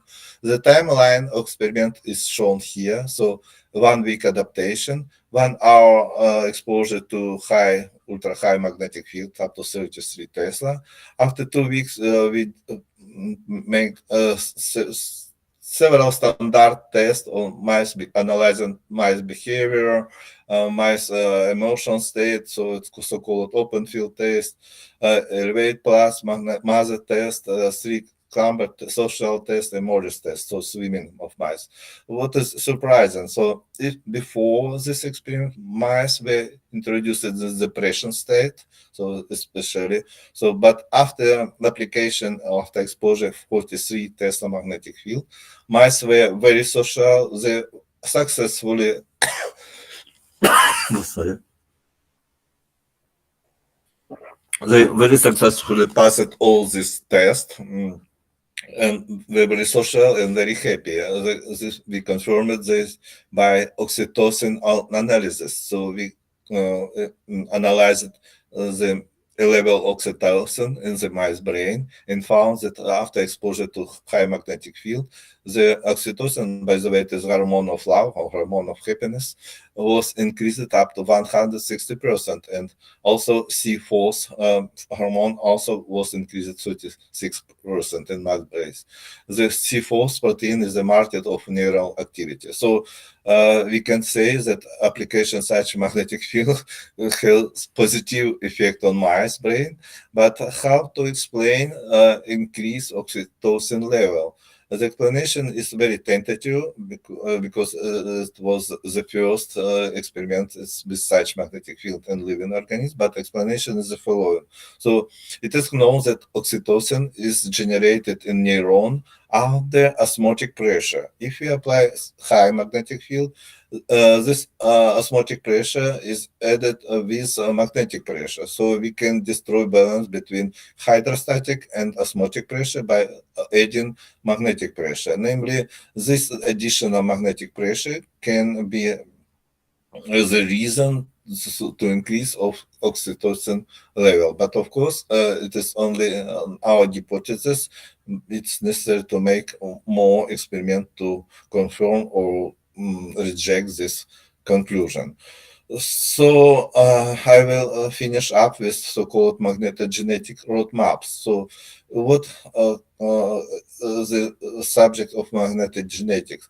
We said, and we have many experimental published work, and also collected from literature, from scientific literature. We can say that was the first application of magnetic field, high magnetic field can modulate membrane potential, make changes in gene expression.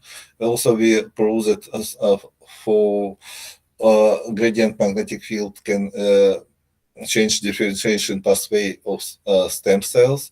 Now we're working with wound healing and tissue regeneration. Theoretically, we show that application of magnetic field can change expression of ion channel. I show that regulation of actin polymerization. Now we study effect of magnetic field on cell signaling. We have a result on cytoskeleton remodeling. So many works was devoted to inducing cancer, magnetic induced cancer cell apoptosis. I spoke about DNA synthesis, and there are many different applications of magnetic field. We expect many different effects, unknown effect of so-called biomagnetic effect. So I will finish. Thank you for your time.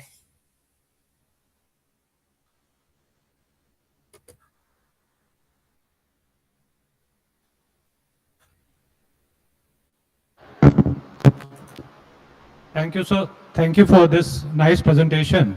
And I hope this is a new exploring field that you are working on, the magnetogenetics, and quite interesting. And I hope the one who are connected with you may have some queries. So we, Anyone who is connected may just ask, just unmute himself and have his query satisfied by sir. so thank you. We are open for collaboration. So if any question arises, you can write my email. It's here. But we continue study. It's a really intriguing topic. And by the way, this experiment with high magnetic field are very expensive because high field require high current. That's necessary to pay a lot of money for electricity. So I hope even if they have any query and are unable to connect, then they may contact you. I have one audience, Mr. Sampath Kumar Vishwas. He will be connecting. Thank you. Hello, sir. It was a really lovely talk you have presented. Can you hear me? Can you hear Yes, me? yes, I hear. Yeah, it was a very lovely talk you presented. I was just worrying regarding the effect of magnetic field on human body, and especially when we carry out those magnetic images for pathological or checking up in the medical examinations. How much Tesla do they have? I mean, do they radiate this human body? Oh, sorry, could you repeat, please, how much Tesla after that was the noise? Because you have shown 33 Tesla is quite effective for mice to be happy. So I was just inquisitive to know how much Tesla a human body tolerate during the MRI or some other imaging. Okay, I understood. Thank you. So it depends on the state of human. So it's a healthy human or human with disease. I show that mice with diabetes, application high magnetic field with mice diabetes is harmful for them, but for healthy mice not. Of course, result obtained for mice not could be simply transferred to human. It's difference exists between human and mice, I saw. So but up to date, I do not read severe effect or harmful effect of static magnetic field on human. Only one since some patient after in MRI scanner with 9 Tesla experience so-called vertigo, temporary vertigo. That's probably the all about harmful. So probably 10 Tesla is enough, but more Tesla, more higher field not explored yet. Right. Thank you very much. Thank you very much.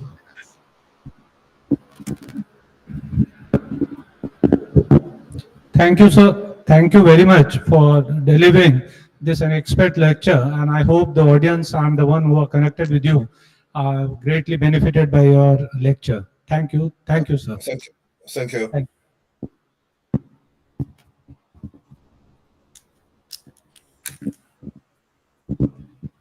Good morning to all. So next speaker in this first session is Dr. Nilesh. He is from Anand Niketan College, Chandrapura. So I request him to start the talk.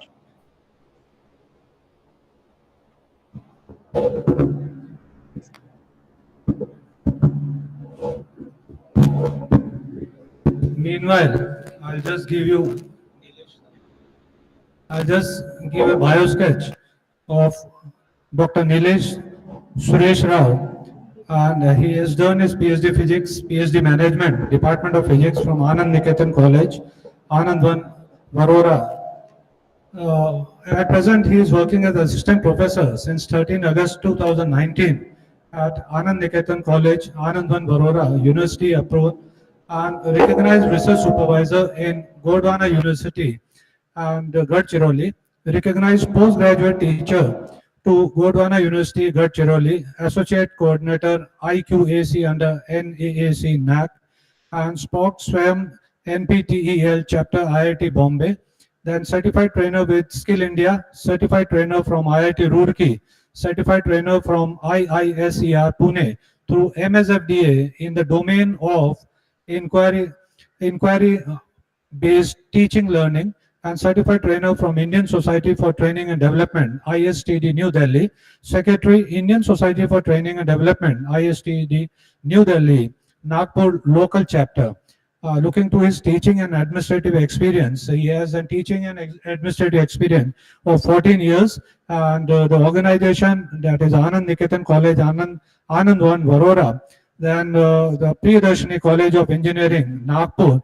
He has acted as head Department of Applied Physics since 7 July 2018 to 30th August 2019, assistant professor since 12 July 2010 to 6 July 2018, and then coordinator IIT Bombay Remote Center for IST workshop under NMEICT, Ministry of HRD, Government of India, faculty advisor, IST student chapter, then student coordinator for 3 years, and at St. Vincent Pallotti College of Engineering and Technology, Nagpur, he has acted as lecturer in applied physics from August 2008 to February 2010.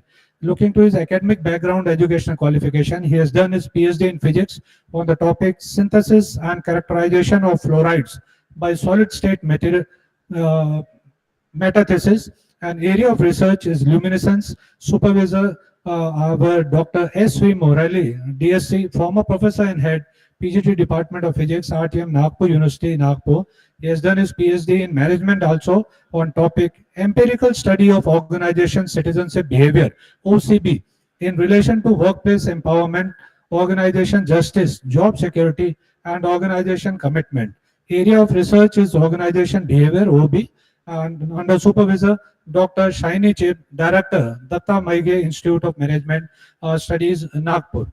Then PGDT and D from Indian Society of Training and Development, MSc Physics, CMP from PGDT of Physics, RTM Nagpur University, then PGDHRM from Mahatma Gandhi Labour Institute, Ahmedabad, then MIRPM from RTM Nagpur University, Nagpur, MSW, that is Community Development from RTM Nagpur University, MA in Economics with Econometrics, then MA in Public Administration from RTM Nagpur, B.Ed, he has done B.Ed also, BSc, Diploma in Vedic Mathematics, Certificate in Vedic Mathematics, UGC CBSE NET in Social Work, June 2017, UGC CBSE NET Social Work in June 2016, UGC NET in Labor Welfare, Personal Management, Industrial Relationship, then UGC NET in Labor Welfare in 2013, UGC NET also in the same field in June 2013 also.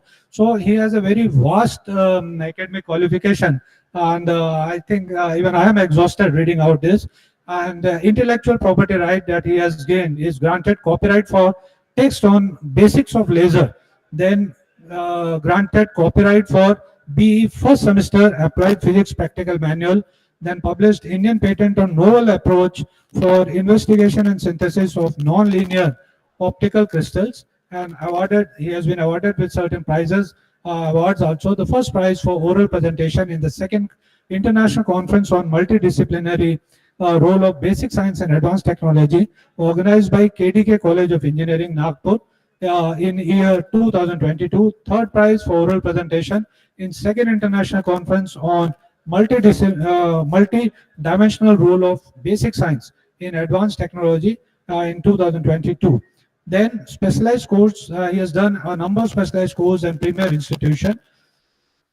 He has a number of books and books chapter in his list of publication. That is, it's a very long list to be read out by me here. Then he has edited a number of books and many management programs also. So this is a brief resume of what he has been done. And looking to the time shortage, I'll just cut short to this and hand over the session to you. Thank you, sir. Thank you, sir. Am I audible? A very good morning to one and all present here. Thank you, Dr. Manoj Kumar sir, for giving me an opportunity to share my ideas as an invited talk in this international conference. Thank you all the organizer. Thank you this college and thank you session chairman for giving a brief introduction of mine. Thank you sir for reading entire biodata. Thank you so much. So friends, the topic for my today's invited talk is on the basis of a recently published paper by my group. So we have published two papers on this particular area, and this area is the name of my talk is host sensitized luminescence of lanthanide activators in tungstate and vanadate phosphors. So in last since yesterday, we have heard many ideas about the phosphors, about the magnetic materials, about the some theoretical aspects like a DFT and all. So here, in addition to that, I'm going to share some of the aspects related to this particular area where our group is working. So this is our PhD group, total 10 students working in our group, and we have almost 10 plus collaborators throughout India and abroad. So we are working mostly in the domain of optical materials. We have almost facilities for the synthesis as well as characterizations in the range of UV, visible and NIR. So if anybody wish to connect with us for the characterizations, we are always willing to help you. And out of these, all the two students have published two papers recently in Scopus. So on the basis of this, I have just I am presenting my talk in today's session. So friends, as we know, as whenever we are entering into any of the field, because so many presenters, so many participants are here, and everybody is just coming from the different domain. That is why initially I feel I have to introduce my domain, and that is why I'll be speaking somewhat about phosphor, and then I will be shifting towards the topic. So when we talk about the phosphor, phosphor is simply the material which can emit the light. In a simple layman language, we can say that which can emit the light, and then again accordingly we have the fluorescence and the phosphorescence. And if we talk about the different application of the phosphor materials, then we can have the large list of it. And out of which here I'm going to share something like you may be knowing the solid state lighting. So specifically LEDs from all the colors as well as the white LED. So we are working in that domain also. Then another area is here you can see the list is yes, the fluorescent tubes, as we are using frequently since long time, but now it is replaced with the LED tubes. So then again the area is like light emitting diode, then the cathode ray tubes, field emission displays, then again the security ink, thermometry. So in that way, in many areas we can work. Then the thermoluminescence dating, then the thermoluminescent dosimeters, display devices. So these are the few areas where we can apply the materials synthesized by our students, or whatever the material synthesized as a phosphor. And again, broadly we can see the applications. So applications in a different or in a variety of range we can see here. Again, so मैं वहां से ले लेता हूँ तो अच्छा हो जाएगा. Yes, am I audible? So again, when we talk about the application of phosphors, then here we can see from the different range as a luminescent material, then like from the light emitting devices to the NIR emitting phosphors, which can be used in a thermometry. So like temperature sensing devices also, we can apply the materials which we have synthesized. Then again, in medical field, we can see here the phosphors are used for the detection of some like fluorescent proteins, and again in the application of criminology, counterfeit detection, as we may be knowing about the forgery in terms of the currency. So in that area also we can use the fluorescent materials. Then again in angiography also we can use the material. So in angiography we use the materials. Then the bladder tumor detection. So these are the some of the areas where we can apply the fluorescent material. This is again another area where we can apply like a surface pressure mapping. Then fluorescent proteins, these are some of the references I have taken to introduce the topic. Then criminology, as I have mentioned, so just to detect the fingerprints, again some phosphors are used because here you can see in above picture we cannot see the fingerprints. But when with the help of some fluorescent material here we can see the fingerprints very much easily. So these are some of the applications of this area. Then fluorescent in arts. So since ancient era, as we know, we are having the art. And again, when I went to this Jaipur, this Bikaner fort, then also I have seen some arts are there. And again, these this unique kind of the art is made up of some fluorescent colors or the fluorescent materials and the paintings and sculptures. Again, in terms of the painting, as we know, some paintings are very much costlier, or some paintings are like unique in world. So like, for just identifying this particular kind of the painting, so we are putting some materials inside this, and so that that can be only exposed with a particular light, and then only we can identify at what position that material is kept, and then on the basis of that we can come to know whether it is original or the duplicate. So as Picasso and all, like, as we know how their paintings are costlier, so that can be identified with the help of this type of the materials. And some of the examples I have given from references here. Then as a laser material, even though we are working in the domain of this means for making some laser material, so many applications are here. And NDYAG, you may be knowing, it's a commonly known laser. Then these are some of the examples I'm skipping now. So these all are the examples from the luminescence. Even though solar cell, again, as we know, the perovskites kind of the solar cells, where we are trying to get some more efficiency with the help of this kind of the phosphors. So friends, for this particular talk, we have the motivation. So even though since yesterday I am discussing with many resource persons, so now, as we know, we are facing scarcity for the rare earths, as we are dependent for rare earth on the China. And as we know, we do not have a very much cordial relationship with the China, and because of that, again, the cost of the rare earth is increasing day by day. So what we thought, we are just thinking for the for like replacement of the rare earth, or for the minimization of the rare earth, and that is why we have selected some areas where our group is working, and out of which we have selected some vanadate based phosphors, then again some tungstate based phosphors, and the bismuth based phosphor. So while working with this kind of the phosphors, or from the literature review, we came to know these all kinds of the phosphors are the self-emitting phosphor. This phosphor has its own emission when it is excited by some like a UV radiations. And because of this, we feel, and we just thought, there must be energy transfer from vanadate or the tungstate or from bismuth to the rare earth.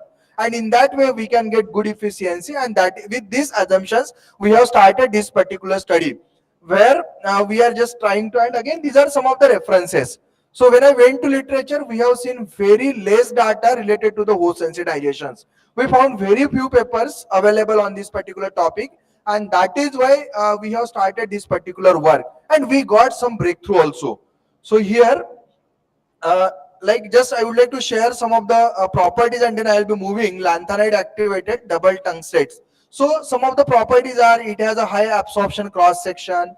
Then again, high nonlinear cubic susceptibilities for the stimulated Raman scattering processes, high density and radiation hardness, good optical quality, then high stopping power, ultra high radiation hardness. Again, we can have the visible emission. It is thermally as well as chemically stable. It is not susceptible to the neutron damage. And again, broad absorption and emission line widths. So these all are the properties exhibited by the tungstate as well as the vanadate groups. And again, because of these all properties, we are having these all peculiar applications.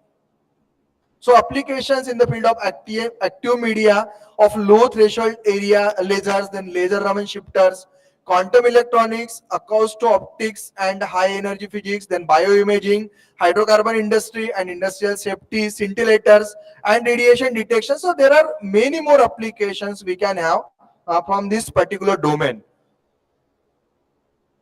So, and with this work, we have recently published one of the article in Radiation Effects and Defects in Solid, and the title is Host Sensitization of Luminescence of Lanthanide Activators in NaBi WO4/2.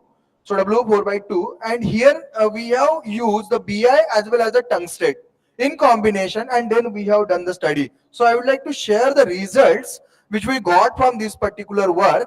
So simply our just target to synthesize this material. So we have synthesized this particular material by many methods, but out of all, finally we got the good results for the solid state reaction method. So we have compared initially with the combustion synthesis, we have initially compared with the Sol-gel method also, but finally we have reported with the solid state reaction method. Then we have conducted like some of the characterization, we have taken some characterization like XID, where we have matched the compound. Then again we have drawn the structure, how it is located, how atoms are located.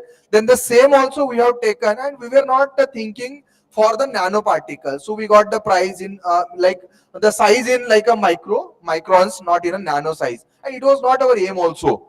Then again, we have done some elemental mapping and EDAX for the confirmation of the incorporation of an element, whatever we have chosen. So in that way, we have done some characterizations, and finally, our intention is to focus on the photoluminescence study. And for that purpose, we have taken the excitation spectra.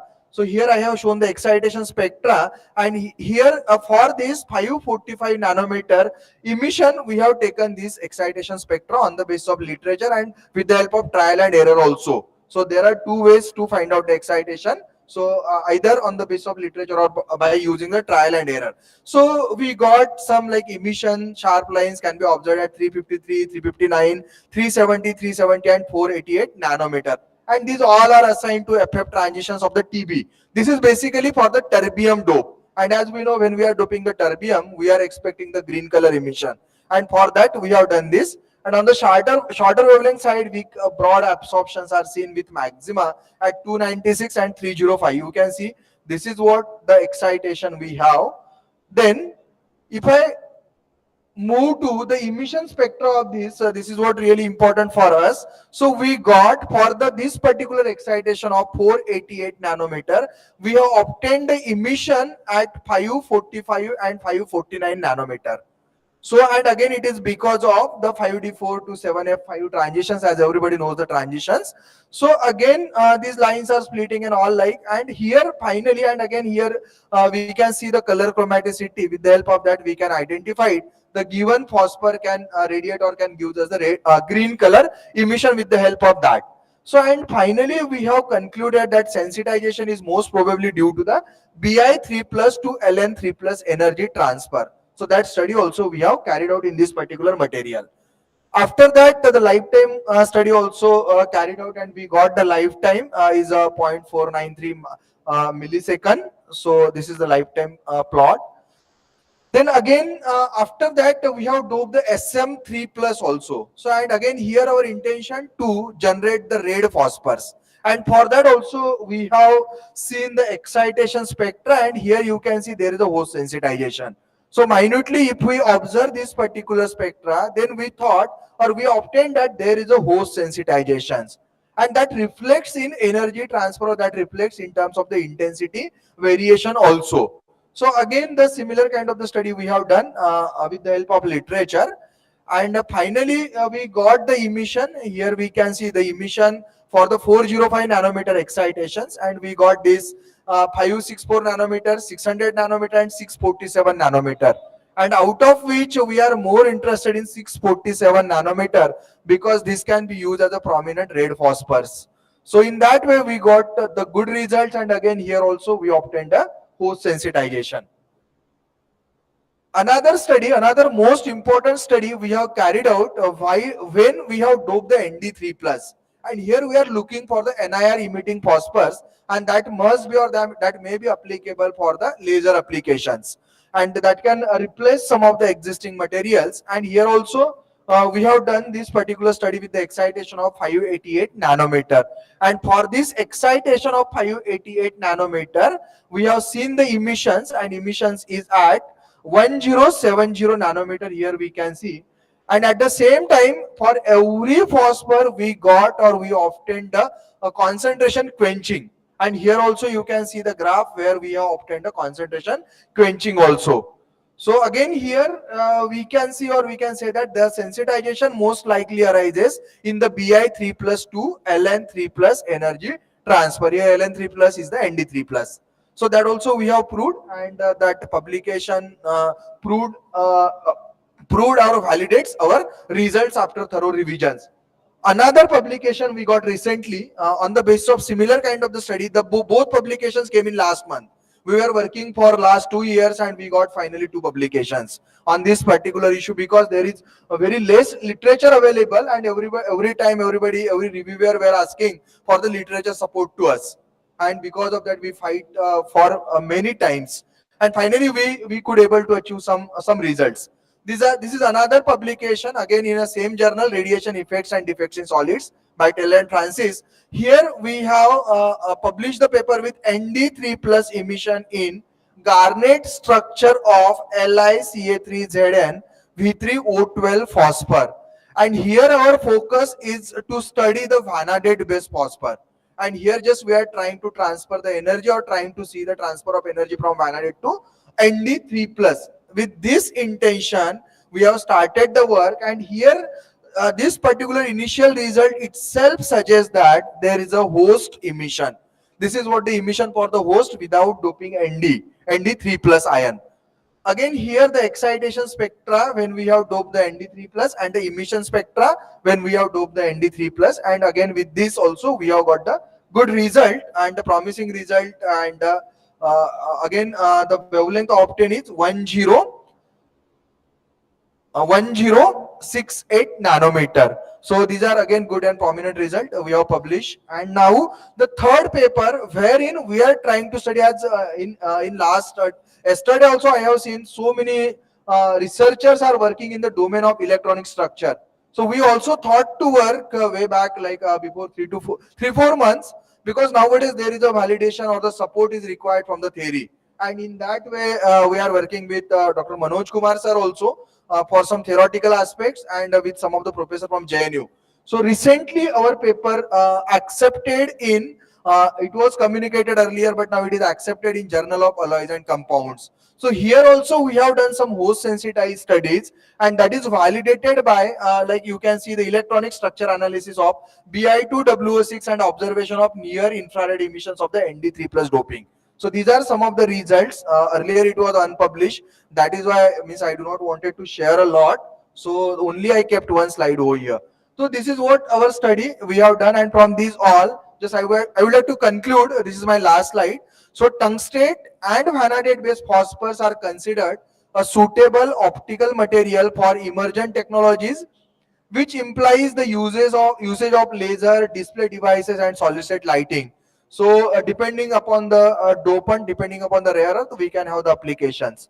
Then in order to obtain vanadate based phosphor, different synthesis strategies have been developed. Among them, so mostly we have adopted the solid state reaction, as we know we are getting the phase purity and all, and that is why still we are sticking to that. Then and the sol gel method and are the most investigated during the current studies. Then again there is definitely host sensitization through weak of the lanthanide emission in NaBiWO4/2. This sensitization most likely arises in Bi3 plus to Ln3 plus energy transfer. Even though in case of the vanadate system also, here we got the NIR emission. It is seen that the LiCa3Zn V3O12 ND3 plus is an efficient NIR emitting phosphor.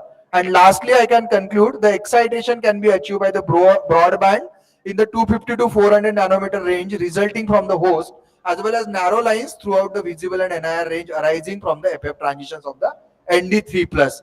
And finally, this is a promising phosphor, or this can be used as a promising phosphor for NIR related applications, including laser, optical thermometry and all. So with this slide, let me let me acknowledge to the researcher. These are the two research students of mine. He's Varutkar, Gopal Varutkar. He's about 55 years, 56 years. Still he is working, and he has published 2 Scopus paper in last 2 years. And again, she is one of my research scholars. She is working in the area of bismuth. That paper, the work has been carried out by the Supriya, and the vanadate work has been carried out by the Gopal sir. So I just special thanks to the convener for giving me an opportunity, organizing team and the institutions, also my research scholars and collaborators for making our group very much stronger. And thank you, chairperson. Thank you all the participants for listening me patiently. Thank you. Thank you. Thank you, Dr. Nilesh. Questions from the audience side? Any question? And now anybody can collaborate with our group. Our collaboration is always open for everyone. So as I have mentioned, we have the facilities for photoluminescence from UV visible to NIR region. So, and again, even though we are having the TL facilities also, thermoluminescence, but I am not working into that. So, but we have that facilities. So if you are you would like to work with us, then definitely you can. You all are most welcome. Thank you. So if there is no question, we thank Dr. Nilesh.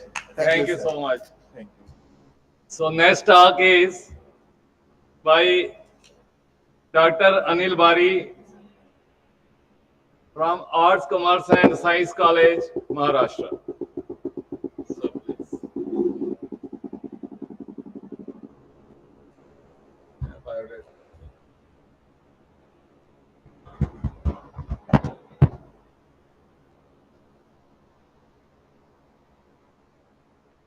Dr. Anil Ramdas Bari.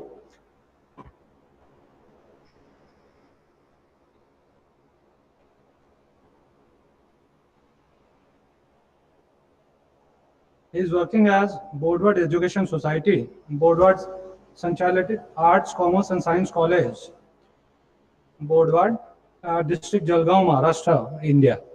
And I'll just read out a brief resume. Actually, it's a very long resume that has been given. So looking to the time, it's not possible to read out the entire thing. I'll just read out the main. He was awarded doctorate degree in August 2000 years and has a teaching experience of 11 years. The title of his thesis of doctoral degree is Synthesis of Nanostructured Zinc Oxide using ultrasonic spray pyrolysis technique and its application in gas sensing. And he is having recognition by Kavitri Bahinibai Chaudhary, North Maharashtra University, Jalgaon.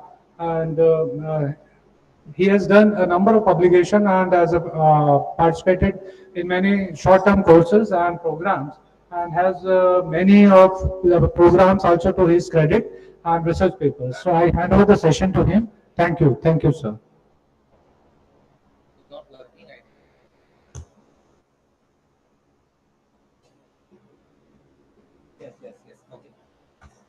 Thank you, respected session chair.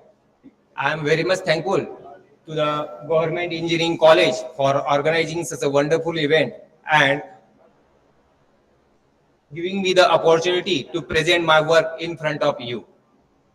My topic of presentation is nanocrystalline zinc oxide synthesis characterization and their potential use as a sensor material.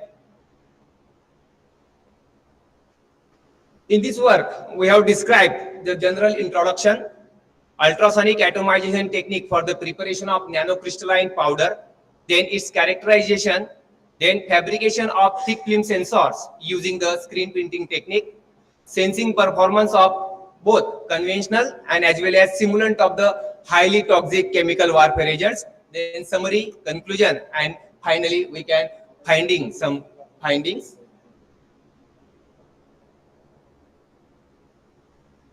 This is the same one. So we have divided this whole lecture in two parts, that is for conventional gas as well as simulant of highly toxic chemical warfare. We know that in conventional gases there is ammonia that occurs in many chemical industries, fertilizers plant and refrigeration plant. Always it can have a molecular formula of NH3 and it can affect our health for the chronic lung disease and irritation, while carbon dioxide, which is a gas contributed up to 50%, plants utilize during the photosynthesis process, and its molecular formula we know that after it affects 2000 ppm, feel discomfort and develop nausea and headaches, while the chlorine, which is utilized in water purification, sanitization and industrial waste and textile etc., it can affect the irritation of eye and respiratory system. Also, then ethanol. We all know these all gases. That gases are fermentation due to the sugar canes, and it can affect the hypothetics and depression activity in the upper brain of the human being. Then the hydrogen causes the coughness and odorness gas and utilized in the synthesis of ammonia used in the field preparation of that butane. Then LPG, liquid petroleum gas. I think we will be go there.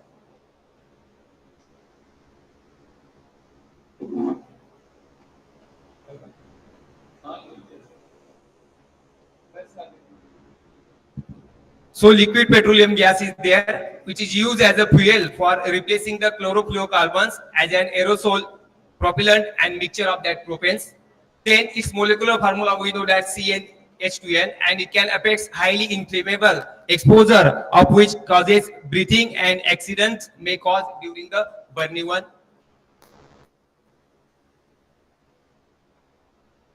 Then we move to the highly toxic chemical warfare agents. We know that this is the history that in 1950 chemical wars occurs during the World War I, where German forces release 160 tons of chlorine gas and kill 5,000 soldiers. Then this 1915 to 1981 World War I, where German and British forces use 113,000 tons of chlorine, mustard gas, and phosphine kill 92,000 to 1 million people. In 1925 Geneva Protocol that banned this using of chemical warfare and biological warfare, initially signed by that 38 nations. Now it is over 130 nations, and this war is continue going on. Recently in 2020, 2012 to 2015, and rat poisons, pesticide, multiple chemical rats, saline gas were used, and chlorine in Afghanistan, Syria, Iraq were injured 4,500 people, and near about 1,600 people were died during this war. So we know that how toxic these chemical warfares are.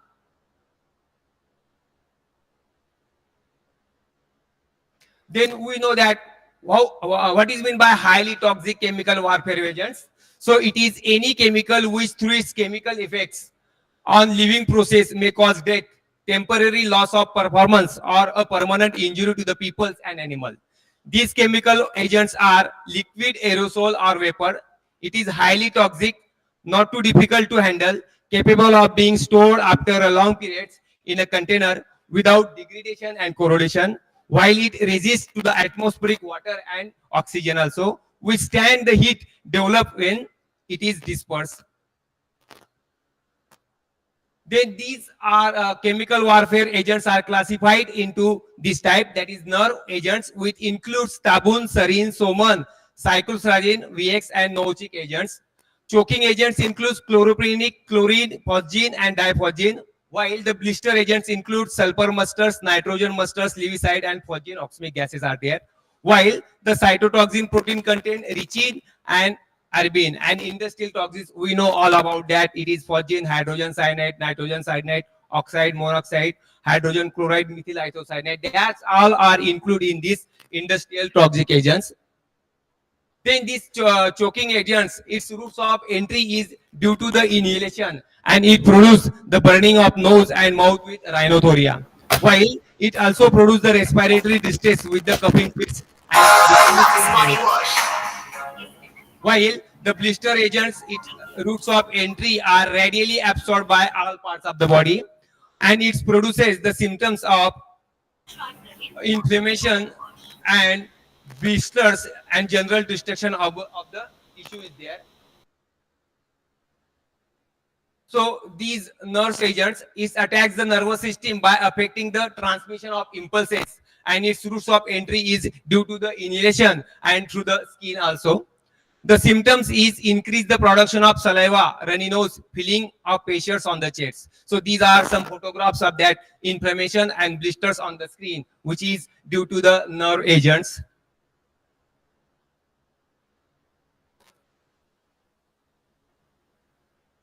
So during this chemicals war, such type of highly toxic chemicals were available on the atmosphere, and for this operation such type of troops are ready, and during the operation this is the troops actually during the operation. So such type of operations are required during this chemicals war. In the present investigation, we did not use direct the highly toxic chemical warfare agent because it is not available to us. So we use this simulant of this highly toxic chemical warfare. Simulant is that that have the same chemical property, but only the toxicity is less as compared to the actual chemical wars. So we use the dimethyl methyl phosphonate DMMP, the simulant of this saline gas, while we use 2-chloroethyl sulfide and 2-chloroethyl phenyl sulfide. The distal simulants of that distal muster is there. So what happens? These all the gases in the atmosphere can affect the global warming, ozone layer depletion, acid rains, and produces the health problem also. Chemicals wars also damages the environmental and its property. Hence, it is necessary to detect and control these hazardous gases in the atmosphere is there. For this purpose, generally semiconductor metal oxides were used. So these the gases are used in the where these gas sensors are needed. So it is used to detect the control and the pollutant in the environmental in the form of mixtures and gas is there, to minimize the health hazards, to avoid the hazards of global warming, and to avoid the curious episodes during this atmosphere. So what is meant by sensor? Sensor is a device that receives the signals or stimulants and responds with an electrical, electronics, or an optical signal is there. So this is the input, this is signal processor, and this is the output. So overall, these are the sensor system you see. There are two types of sensors. One is active sensor and second one is passive sensor is there. So on the basis of applications, these sensors are another classified into physical sensor and chemical sensor. In physical sensor, there should be optical, mechanical, temperature, magnetic, and pressure sensor is there. While in chemical sensor, there should be the gas or humidity sensor. So our focus is on this gas sensor.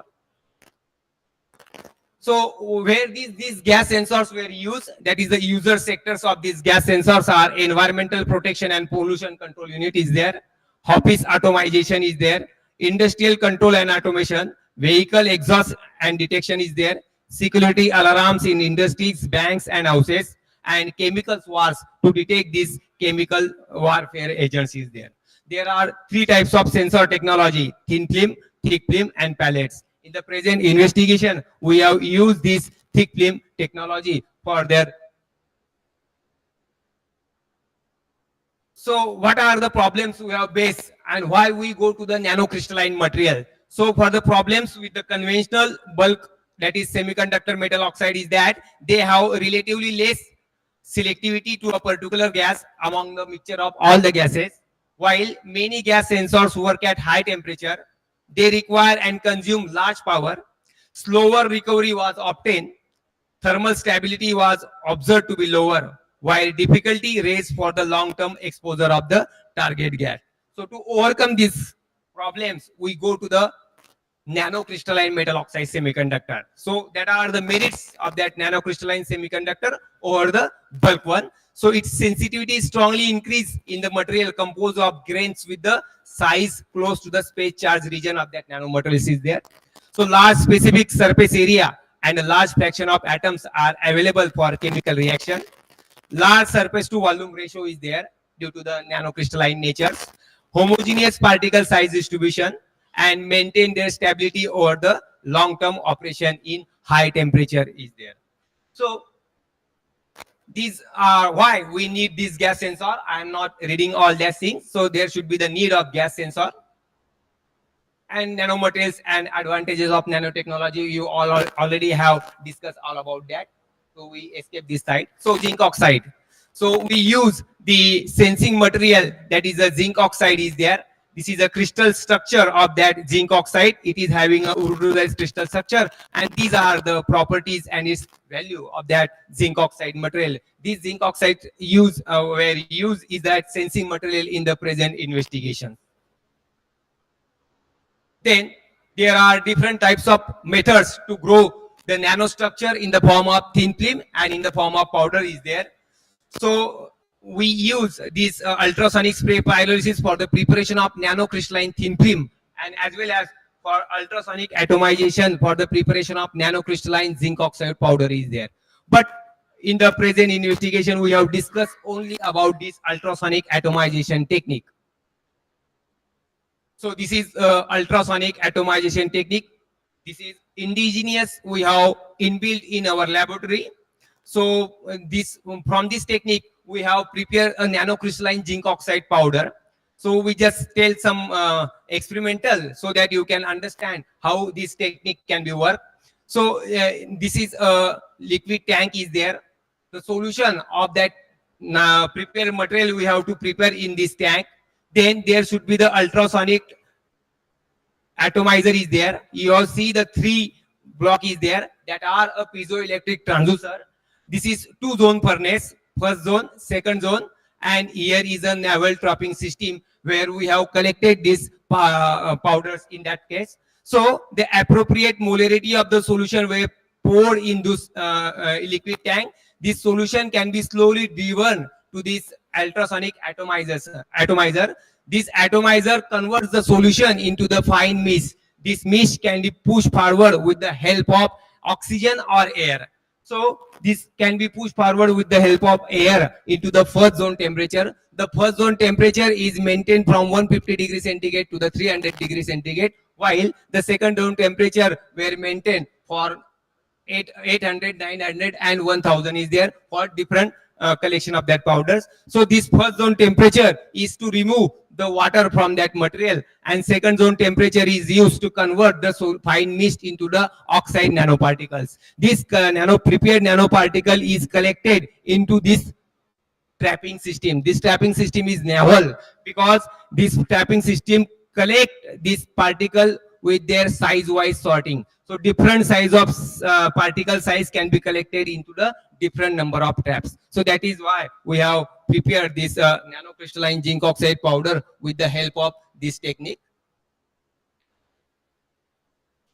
So all these powders we have prepared with different parameters. So first is there that changing the precursor concentration. We have changed the precursor concentration of 1 molar, 0.1 molar, 0.35 molar, 0.5 molar, 0.75 molar wire, as first zone temperature were maintained at 300 degrees centigrade and second zone temperature is maintained at 800 degrees centigrade.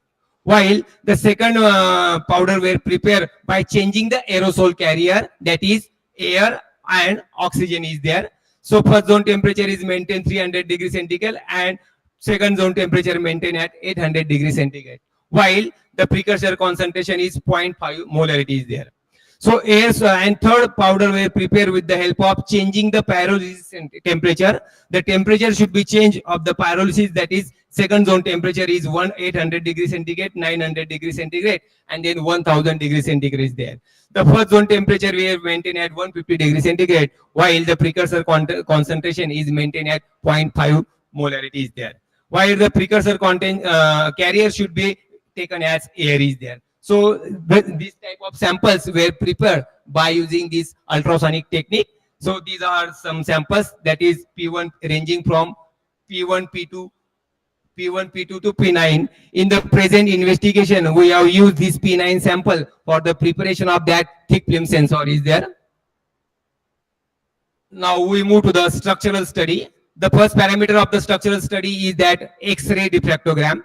So the effect of that precursor concentration, that is the sample number 1, 2, 3, 4 is there. The molarity is there, that is 0.1, 0.35, 0.5 and 0.75 is there. So this can be changed.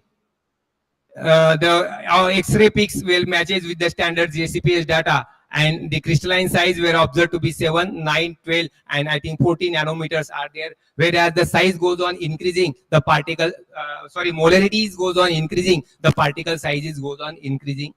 Then the microstructure is there, that is the effect of precursor concentration on the microstructure are there. We have discussed only the crystalline size, so the crystalline size is increases from the molarity, that is 8 nanometer to 15 nanometer there. Then the next one is electron diffraction pattern, shows the prepared nanocrystalline material are crystalline in nature. This work was published in the journal Physics Scripta. Then second part is that effect of aerosol carrier, that is the sample number 5 and 6 in there. So we have changed the carrier is that air and oxygen. So on when we are passing that carrier is here, the particle size is near about 12 nanometers, and when we are passing the oxygen as a carrier, then the size should be increases, that is 15 nanometers is there. Then these are the X-ray ACM TEM image of that samples, where the crystalline size is observed to be 12 nanometers, while shape is of spherical, and crystalline size is of 50 nanometer, and the shape is become hexagonal. So this is an interesting one, that when we have passing the carrier as a air, then it become a spherical one, and if we change the carrier oxygen, then it becomes spherical to hexagonal shaped particles is there. So this is interesting one.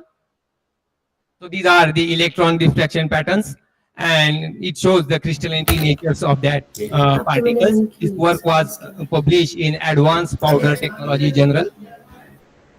Then the third part of the study was the effect of pyrolysis temperature, that is sample P7, P8 and P9. So pyrolysis temperature were changed as 800 degrees centigrade, then 900 degrees centigrade, and 1000 is there. As the temperature goes on increases, the size goes on also increases, that is 8 nanometer, 13 nanometers and 19 nanometers are there. Same case were observed in the transmission electron microscopy, that is the size goes on increases from 19 to 20 nanometers are there.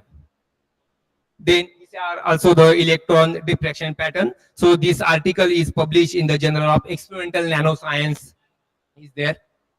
Now the main part, that is the screen printing technique. Here we have used the simple screen printing technique to prepare the nanocrystalline powder in the form of thick films. So for this preparation of thick films, we have to prepare the thioisostropic paste of this pure zinc oxide, which contain the base material, that is the nanostructure zinc oxide. Then the temporary binder is called as ethyl cellulose is there, and the organic solvent, that is butyl cellulose, butyl carbidable acetate and terpineol all is it. We have made this thioisostropic paste and put in the screen printing technique and prepare the thick film sensor there. So these are some actual sensors were prepared in our laboratory. So this is in the all about are in the form of thin film is there. These are also thin film. The last one is of thick film, were prepared using screen printing technique, and this sensor were used in this investigation is there. So this is the sensing system. This is the actual indigenous sensing system. We have to check the gas sensing performance and as well as the simulant sensing performance of prepared nanocrystalline zinc oxide thick film is there. So this is indigenous in our laboratory.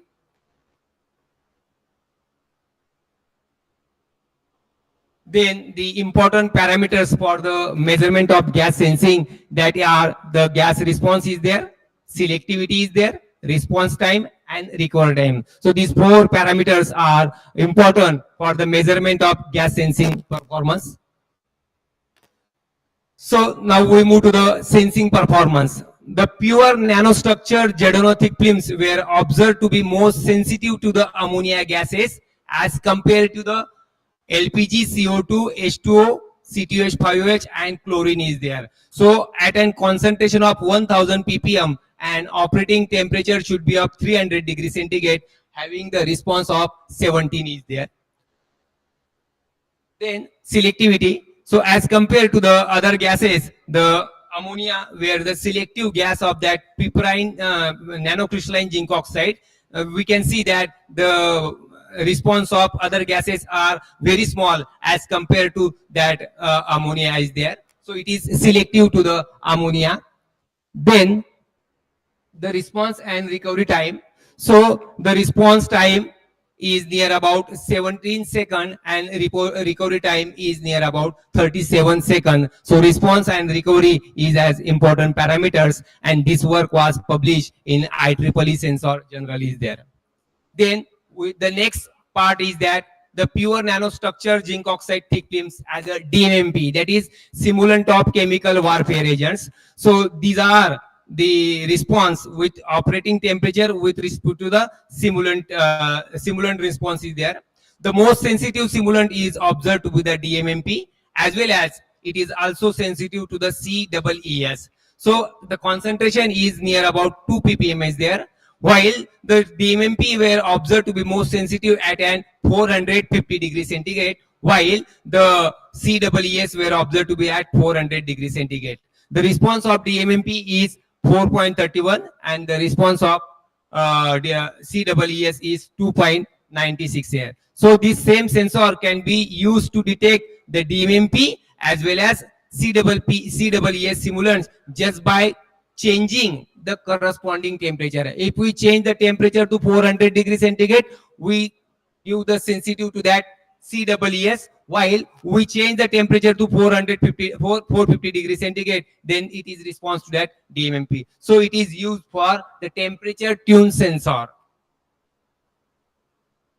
Then these are the selectivity. So we get 4.31 as a DMMP response, while 2.96 as CEES, while we get CEPS response is 2.5 is there. Then the response is very quick, that is 3 seconds is there, while the recovery is 7 seconds is there. So response and recovery will decrease. That is the main feature of this sensor. So this work is published in the Journal of Sensor and Actuators B Chemicals is there. So these are the summary and some conclusions. The ultrasonic spray pyrolysis and ultrasonic atomization technique is a simple, inexpensive, and for the preparation of nanostructure zinc oxide thick film powder as well as thin film is there. The structural, microstructural, and optical characterizations clearly show that the prepared zinc oxide powder were nanocrystalline in nature. The XRD analysis confirm the urtuzite structure of that zinc oxide is there, while the electron diffraction pattern indicates the highly crystalline nature of that zinc oxide, while the sensor, the response of the nanocrystalline based sensor was observed to largest to that ammonia, while the sensor shows quick response 70 seconds and fast recovery that is 37 seconds to the ammonia is there, while the response of nanocrystalline zinc oxide film to detect the DMMP was larger than the response of that CEES at 450 degrees centigrade, and the response of CEES was larger than DMMP at 400 degrees centigrade. So response to CEPS was observed to be the smallest one as compared to the other one.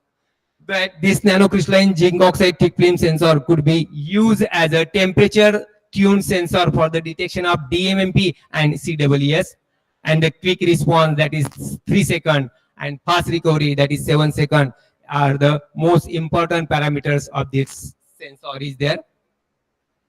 These are the conclusions that have the most sensitive gas were observed to be ammonia, while the simulant is DMMP. Response giving the 17th for the gases at a concentration of 1000 degrees centigrade at an operating temperature of 300 degrees centigrade, while giving the response of 17 and 37 seconds is there, while the simulant having DMMP 4.31, concentration of 2 ppm, operating temperature were observed to be the 450 degrees centigrade, while response time is 3 and recovery time is 7 seconds is there. So these are the finding that is from the presentation investigation. It is suggested that the nanocrystalline ZNO based thick films are stable for the fabrication of gas sensors for the detection of ammonia, and sensor to detect the simulant of highly toxic chemical warfare agents such as DMMP, and hence it is used for the highly toxic C chemical warfare agents.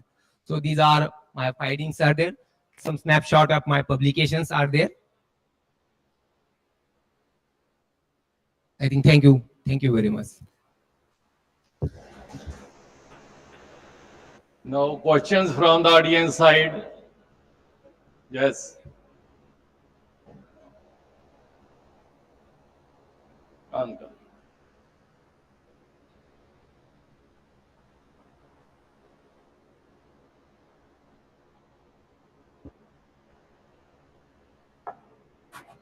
Nice talk, sir. Yeah. So my query is, the sensor's operating temperature is too high, like for 400 or 450 degrees centigrade. Your sensor's operating temperature is too high, 400, 450 degrees centigrade. So for real-time application, how you will address this? Yes. This is a pure base material. So for to minimize the temperature, we have to get the modification. So next part is that where surface modification is there and doping is there. So both parameters I have studied, but this presentation I have not included it. So if you want, there should be the platinum modified zinc oxide thick film. This paper is published in Sensor and Activator, where we have reduced that temperature. So this is just a pure one. It means how much that you will get temperature, operating temperature, how much you can reduce? It will be 250 to 300 degrees centigrade. Then if you have again to minimize this, you have to go to the modification also. So increase that modification to a certain level, then verify, then change and repeat it in cycle number of cycles, so that we have to minimize that temperature. And that doping further, doping you will do with this spray pyrolysis method or what? No, you can prepare a doping by combining both the solution and then prepare the material. And there should be one another technique, that is surface modification by using dipping paper. We have to dope some sample. For example, we have to surface modify using platinum. We have to prepare the platinum solution in that paper. And you have to beat that thick film, that bigger certain time, say 1 minute, 2 minutes, 5 minutes, and then we have to do, and again we have to take that. This is a long process. Okay, thank you, sir. Some other question from the audience? If there is no more question, we thank Dr. Anil Bari for the nice presentation. Thank you, sir. Thank you.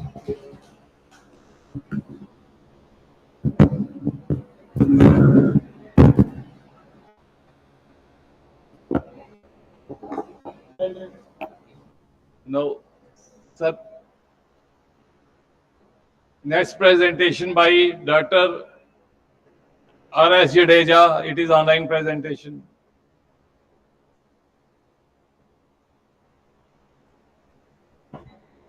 I'll give a brief resume of Dr.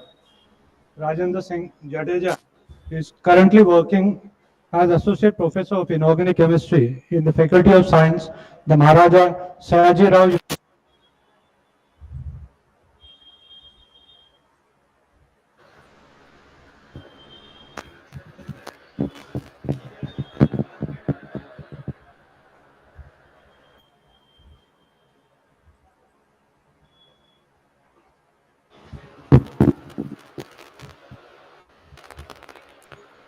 He has more than 20 years of research and teaching experience of UG and PG level. He has successfully guided 7 research scholars and currently 6 are working for the PhD degree in chemistry and in environmental science.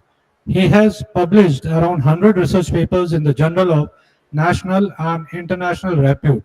He is also the author of a book and several book chapters, TWAS CAS, Visiting Scholar, British Ecological Society Visiting Fellowship are awarded to him for doing advanced research. He is also active in administrative work and is Associate Director of Environmental Studies Department of same university and Dean of Students of the Faculty of Science. He has also experience in developing and executing MOOC courses for undergraduate students of chemistry on Swayam platform. His area of research interest includes coordination and bioinorganic chemistry, environmental chemistry, and marine pollution ecology. He is also associated with Indian Chemical Society ICS Kolkata and Indian Council of Chemists ICC Agra, and currently holding a position of Honorary Secretary of Vadodara chapter of the ICS and also Executive Council of Member 2020-22 of the ICS. Now I welcome Dr. Raj Jadeja to give his invited lecture. Thank you, sir. Thank you for your kind words of introduction. Am I audible to you, sir? Gupta Sahab, am I audible? Yes, sir, it is visible. Yeah. Thank you for a nice word of introduction. The topic on which I'll be presenting today is a synthesis and crystal features of acyl pyrazolone derivative.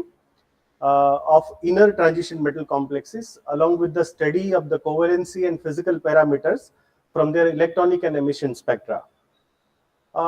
This is the content of my today's talk. It is an abstract introduction, synthesis and characterization, conclusion and acknowledgement. My laboratory is mainly, work on acyl pyrazolone. I will come to, this acyl pyrazolone ligand in the next slide. It's actually heterocyclic beta diketone. And since last so many years, we are working on the chemistry, or we are exploring the chemistry of acyl pyrazolone ligand. What good about this ligand is, it is a very versatile ligand and can form a coordination compounds starting from, transition metal to inner transition, and even few with an alkali metals as well. So, we were working with the transition elements for quite a long time, and we have explored a chemistry of first row transition metal elements. And then recently, I thought to indulge myself into the field of fascinating field of F block elements, that is lanthanides and actinides. All of you know that there are two series of inner transition elements, comprises of lanthanides and actinides. So the lanthanides and actinides are providing a very exciting field, particularly because of the FF transition they have, and many of them are having an hello.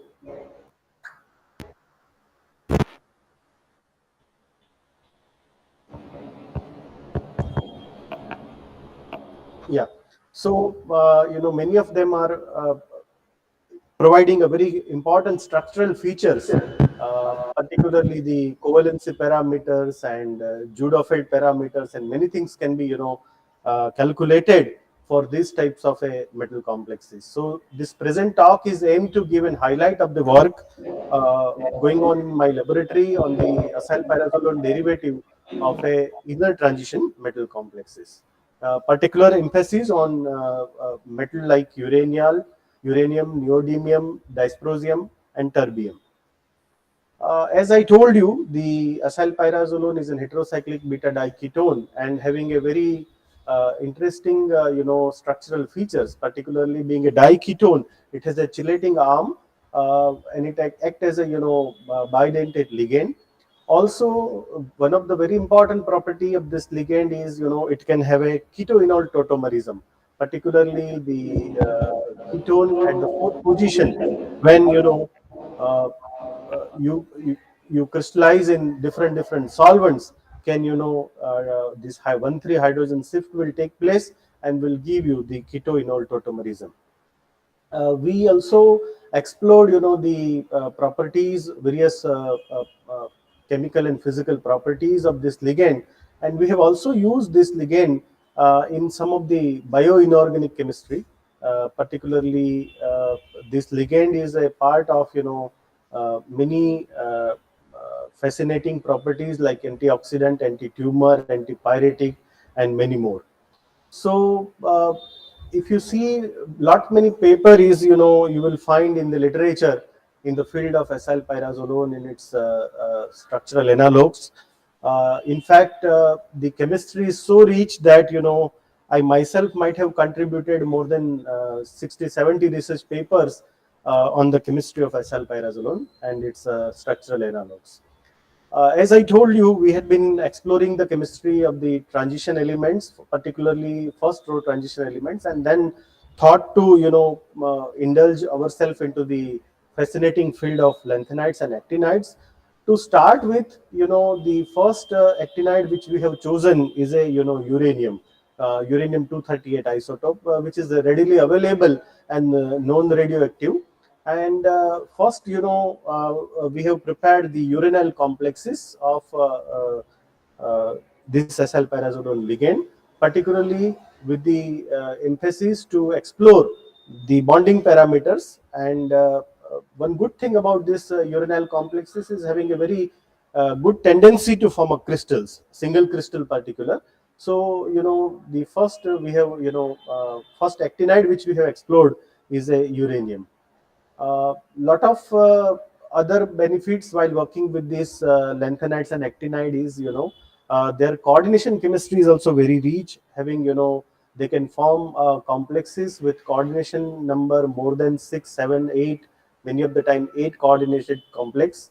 And they also have a very good luminescence property. Many of the actinides in particular are playing a very good role, because they can, act as a sensors. Being a luminescence can be, sensors can be prepared on this particular aspect. Also, the 4F transition in this lanthanides and actinides. In actinides, it is 5F transition. So these is also very interesting to study, in particular as far as the coordination chemistry is concerned.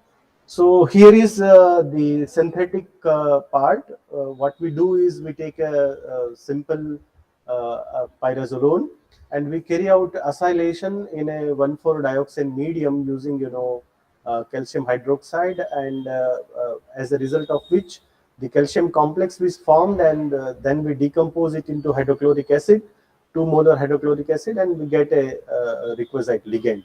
Here R1, R2 and R3 we can play with as per our requirement, and we can choose, various types of a coordination environment for the metal ion.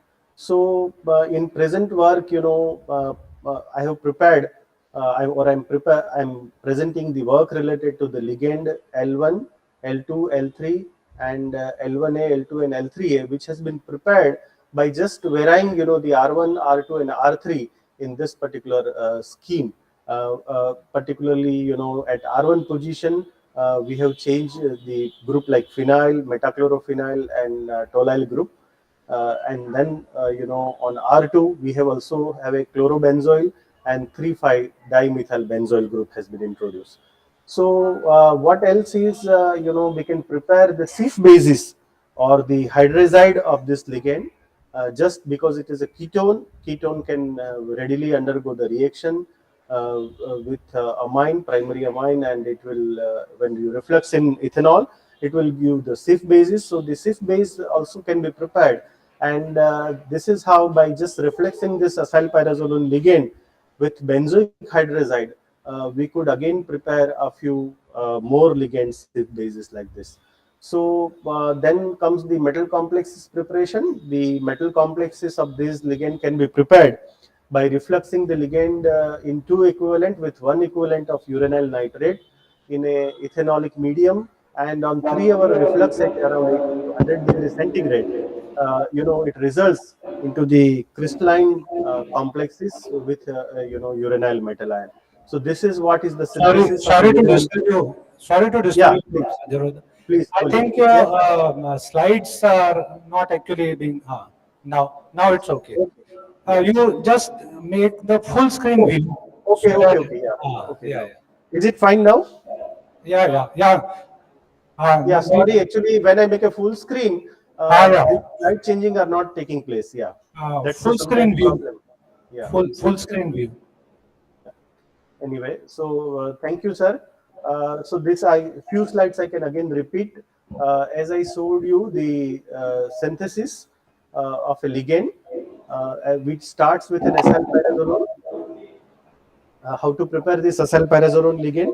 So we take a pyrazolone and carry out its acylation in a 1,4-dioxane medium by preparing, the calcium complex.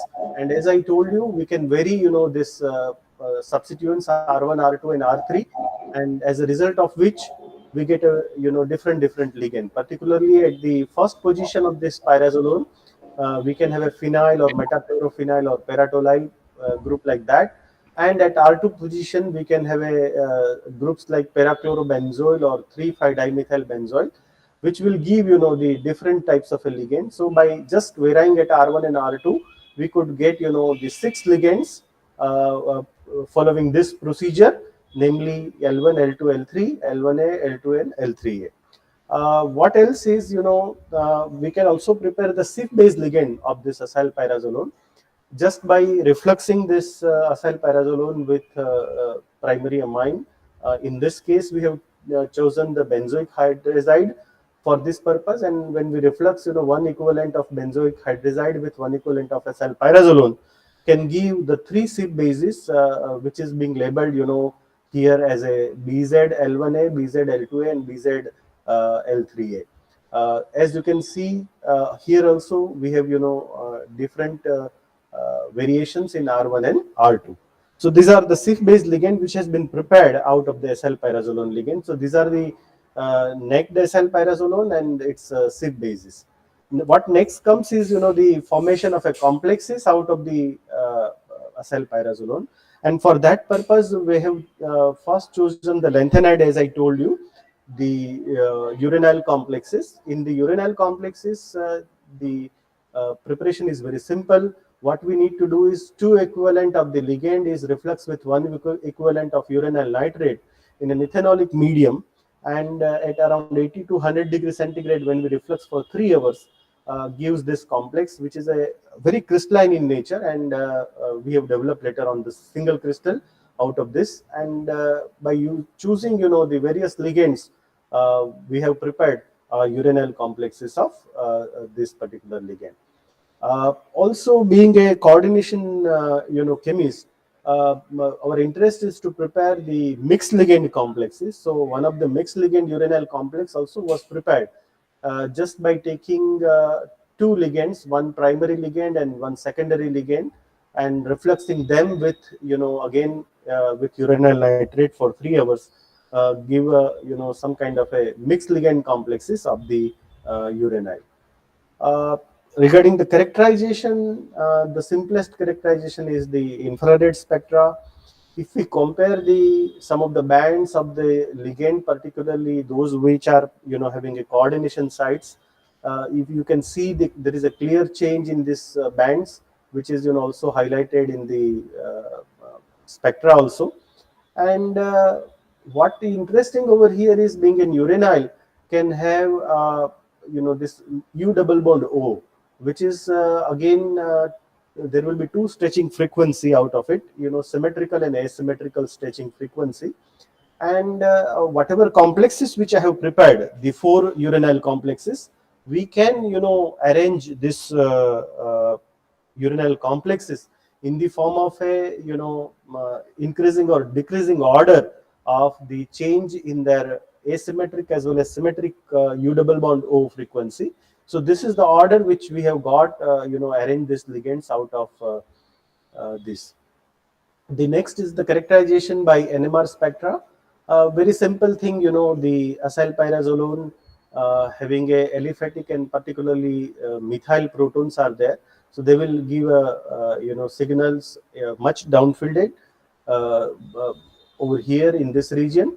And then there are many other protons like aromatic protons.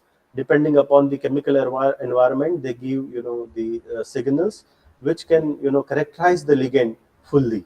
So even being a dimagnetic in nature, if you take a NMR spectra of a uranyl compound also, or uranyl complex also, there will be not much changes. Few of the bands will be here and there, but you can also well support the primary structure of which have been prepared of uranyl complexes from NMR spectra as well. These complexes are very thermally stable up to 400-500 degrees centigrade, and this is a TGA curve of this metal complexes, one of the metal complexes, and one can see that slowly when you heat these complexes at higher temperature, we loses the first the solvent molecule associated with it, and then the ligand will go first, and then one ligand, and then second ligand, and finally the oxide will remain at the higher temperature. What was interesting to us was in the electronic or the spectra, which is UV visible spectra of this metal complexes. What we did is we have done the electronic spectra recording in a solution state in a different solvents. First, we have just taken a simple salt uranyl nitrate dissolved into the water and recorded the spectra for this, and then The metal complex was dissolved in different solvents like DMF, DMSO, ethyl acetate, ethanol, and other solvents. And what we did we have calculated the Sinha's covalency parameter. What is Sinha's covalency parameter? It is simply a ratio of this band which has been observed in different solvents with respect to the water, and from that calculation one can get some covalency order in this.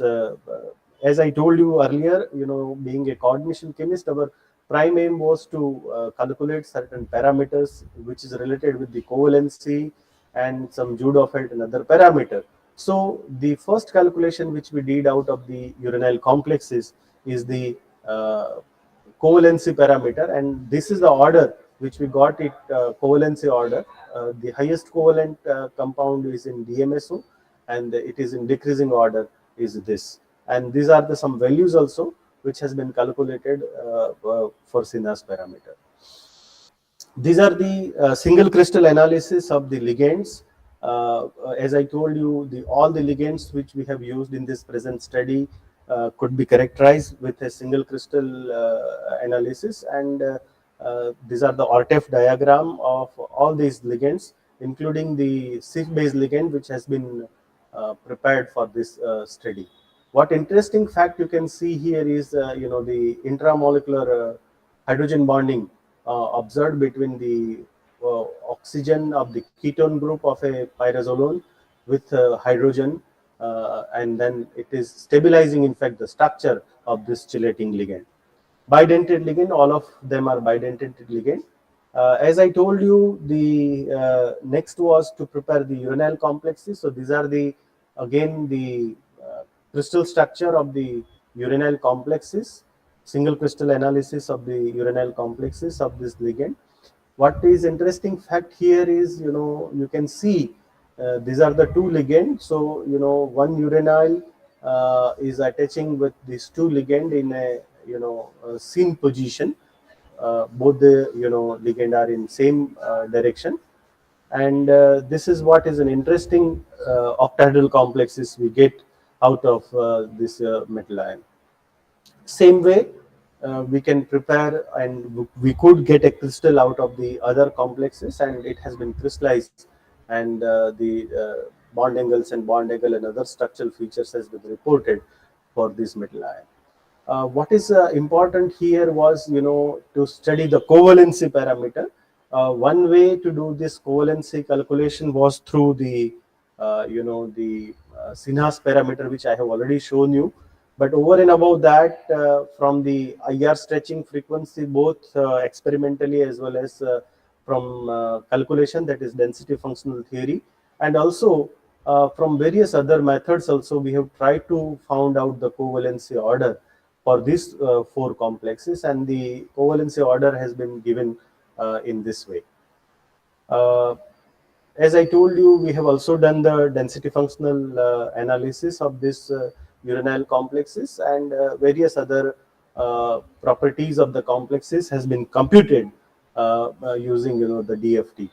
And these are the data for the infrared spectra, which is calculated from the DFT, and it has also matched with the practical data of infrared frequency, particularly the symmetric and asymmetric stretching frequency, as I was talking about for U double bond O.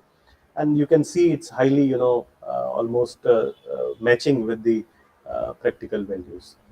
The Hersfeld surface area analysis was also carried out for all the metal complexes, and the 2D fingerprint diagram has been reported as shown into the figure. So what I want to conclude out of this is about the 6 acyl pyrazolone ligand which we have prepared, and out of that we could prepare a pentagonal bipyramidal uranyl complexes, and the complexes has been carried out characterized by IR, NMR, single crystal X-ray diffraction data, TGA, DT, UV visible, even mass spectra, which in fact I have not shown here, but the mass spectral analysis also matches well with the molecular weight of the complexes, and the the covalency parameter Again, by using various technique, experimental as well as theoretical technique, we have calculated the Sinus covalency parameter, and from that, the covalency is try to understood in this different metal complexes which we have prepared. That was all about my uranyl complexes, which was a first, the actinide being chosen. Uh, then we moved to the lanthanones, particularly the neodymium, dysprosium, etc. And for that, again, the method is very similar and simple. What we, took is, the three equivalents of the ligands, which I have just now showed you. Different 6 ligands which we have prepared, and it has been reflexed into the ethanolic medium with different lanthanone, or particularly the nitrate salt of this lanthanone, and again it will give more than 6 coordinated geometry. We have explored the chemistry of neodymium, dysprosium, terbium, thorium, etc. So as I told you, what is important in this, again, this complexes is we could got almost all could be characterized with single crystal structure. Fluorescence behavior of these compounds are also have been explored in a solid state, and primarily we, as I told you, we are interested to electronic spectra of these complexes, particularly with an emphasis on calculating the structural parameters like covalency and Judah-Felt and others. So I will show you how we could, able to do that. But before that, this is a simple synthesis of a neodymium complex of acylpyrazolone. The method, as I told you, is very simple. We took a 3 equivalents of this ligand, and it is being refluxed in ethanolic medium for around 18 hours with nitrate salt of neodymium, and we could prepare, as you can see in the figure, the antiprismatic geometry, 8 coordinated complexes.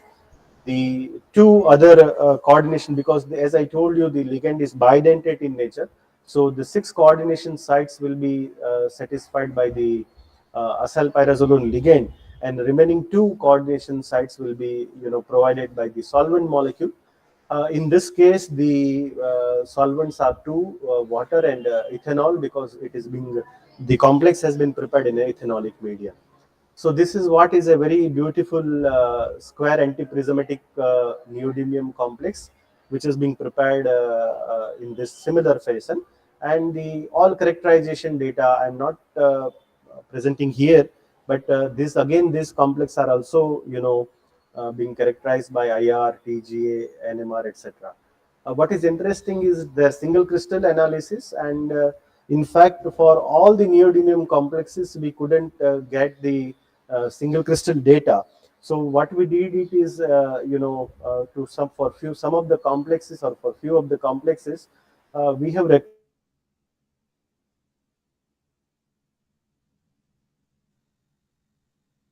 some of the neodymium is shown into the figure over here. And what we did it, we have get a simulated pattern out of the single crystal data for the complexes for which we could get, the single crystal data. And you can see that there is a very much similarity between the simulated pattern obtained from the single crystal data with that of the powder pattern, which shows that the complexes is same whether it is in a single crystal form or in the the powder pattern. So the whole mass is representing the same compound. The other aim, as I told you, was to study the electronic spectra in a different solvents. Here you can see there are many bands, particularly FF transitions for all these complexes, and we have recorded the FF spectra of this neodymium, 3 neodymium complexes in different solvents like chloroform, ethanol, nitrobenzene, pyridine, DMF, and so on. And why we did it? Just to calculate, the structural parameters, particularly the nepheloxytic, Sinus parameter, bonding parameter, and many more. For that purpose, we have started calculation with an oscillator strength. First, we have calculated the oscillator strength, and then that has been, used to, do the calculation using the Microsoft Excel by using these various equations which are before you. And this calculation, in fact, I should acknowledge here the help which we have received from the Dr. Manoj Shekhawat, who have organized this conference. He was good enough to help us in doing some calculations for this particular complexes. And what we could get it, for this complexes in a different solvents, we could calculate the Judofeld parameter, omega 2, omega 4, and omega 6. So this Judofeld parameter calculation was very difficult initially for us, but now we are well versed with this calculation, and we can do it, without using any software, just simply by exploiting the this experimental parameter. And this is what is the result before you in the different solvents. We have also calculated the Judofeld parameter and some other some other parameter like root mean square deviations and radiative transitions and radiative lifetime also for this neodymium complexes, and it has been tabulated and it has been shown here. Also, we try to calculate, the Judofeld parameter and some other, parameters like, even we could calculate the, we could exploit the emission spectral analysis of the neodymium. And here the emission spectral analysis data of these 3 neodymium complexes which we have studied has been shown. We could calculate the quantum yield from this data. And finally, we could show an antenna effect energy diagram for this neodymium complexes. As you can see, the neodymium has a very rich FF transition, particularly more than 7 FF transition has been observed. All the transition has been assigned in different solvents, and as I showed in this figure, the antenna effect energy level diagram for this neodymium 3 complexes has been shown. We were also interested to explore the chemistry of a dysprosium in a very similar manner.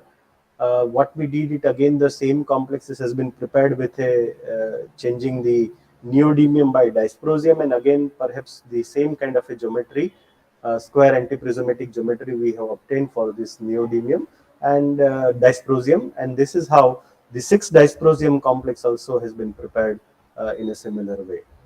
We could get a single crystal data also for this dysprosium complexes, which has been shown over here. And it is not exactly the square antiprismatic geometry, but you can see here the geometry of this complexes from the single crystal data. What is important in this case was a fluorescent data. This was a fluorescent active molecule, and we could record the emission spectra of this, and from that, we could do certain analysis of the FF transition for this dysprosium complexes. Our aim is to also explore the chemistry of other lanthanones. For that reason, terbium is the next. We have just prepared a 1 terbium complex, and its single crystal data has been just received. These detailed analysis and other parameter calculation is yet to be done. Some more in this will be the thorium complex also. We have prepared a thorium complex.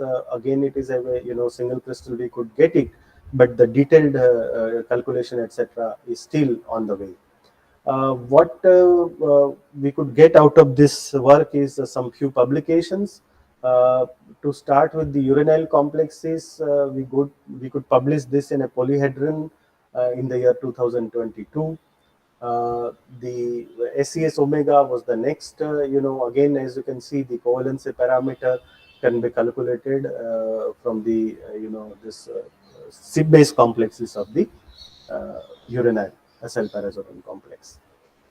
Recently, we got this published with neodymium complex in a chemistry select, a very good article, a very detailed and comprehensive article, highlighting the neodymium acylpyrazole complexes, and even this one more with molecular structure and inorganic chemical acta. You can see Dr. Manoj Shekhawat's name, in one of the co-author, because he helped us a lot in calculating the Judofeld parameter of this neodymium complexes.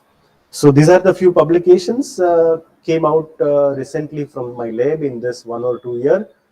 This is a beautiful building of a chemistry department of Maharaja Sayajirao University, currently where from I am giving this talk, and a building of our arts faculty building with one of the first line of our university anthem, Ame Vadodara Vidyapithana Sapna Saravnara.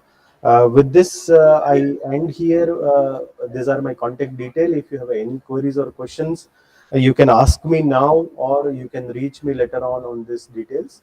I take this opportunity to thank the chair of the session and co-chair of the session, my good friend Professor Vivek Gupta, and also the organizers of this conference for giving me this opportunity to present this work before you on this international conference. So thank you one and all, and I think I'm well versed with the time, sir. Yeah. Thank you, Dr. Jadeja. Questions from the audience side, if any?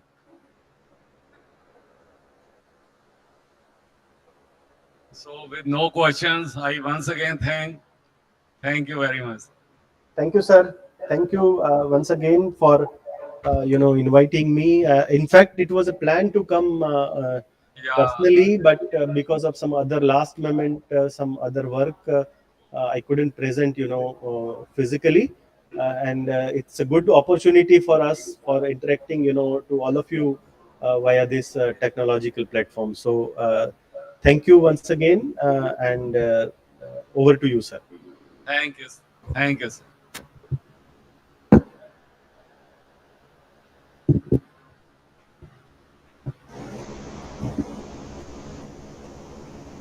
Now, I would like to request Professor Vivek Gupta sir to deliver a memento to our invited speaker, Dr. Anil Bari sir.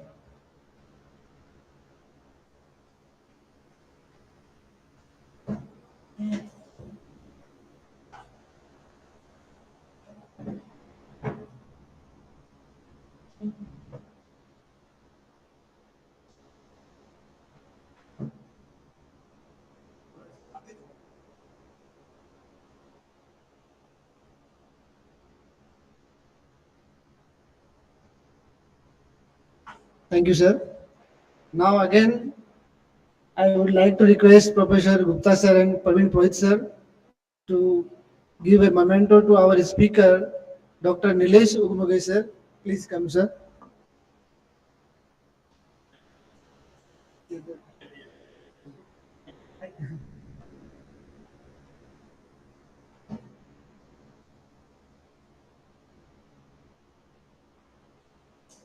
Thank you, sir.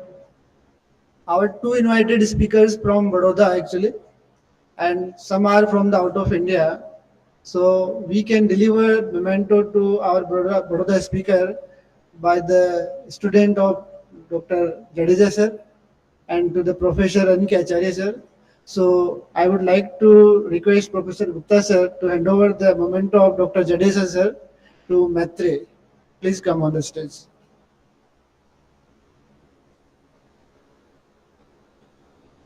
Maitre is doing the research under Dr. R.S. Jadeja sir. Due to some reason they is not present here. Thank you, sir. Again, one more moment. I would like to request Gupta sir for presenting a book memento to Maitre for the Dr. N.K. Acharya sir. Thank you, sir. Now, I would like to invite Dr. Vijay Makad sir. Is present here. Oh, Professor Michelle. So please present a memento to our session chair, Professor Vivek Gupta sir. Please come. Yeah.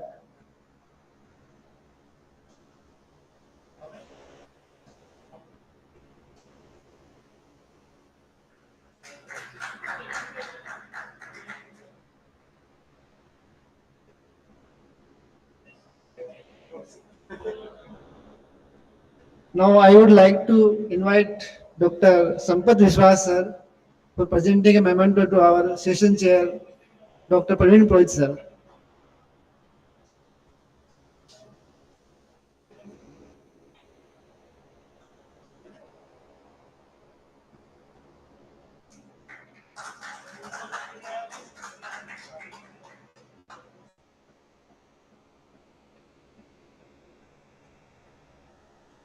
So thank you, Dr. Praveen sir and Professor Gupta sir for chairing the session. Now, after this session, we will move to the first floor for the poster session. Actually, there is some little change in the program schedule. Previously, we actually scheduled the oral session and poster session simultaneously, but now we split both of these sessions. So, poster session will resume at 11:30 at ground first floor up to 1 p.m. After that, we will have the lunch break, and after the lunch break, we will start the parallel oral session. After the parallel oral session, there is a one oral session for the participants uh, from 3:30 to 4:30. And just after the oral session, we will start the valedictory function. So please be present in the valedictory session. We will announce the post winner and oral presentation winners in the valedictory session.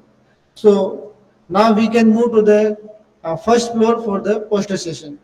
After the poster session, we will meet at the lunch. Thank you all.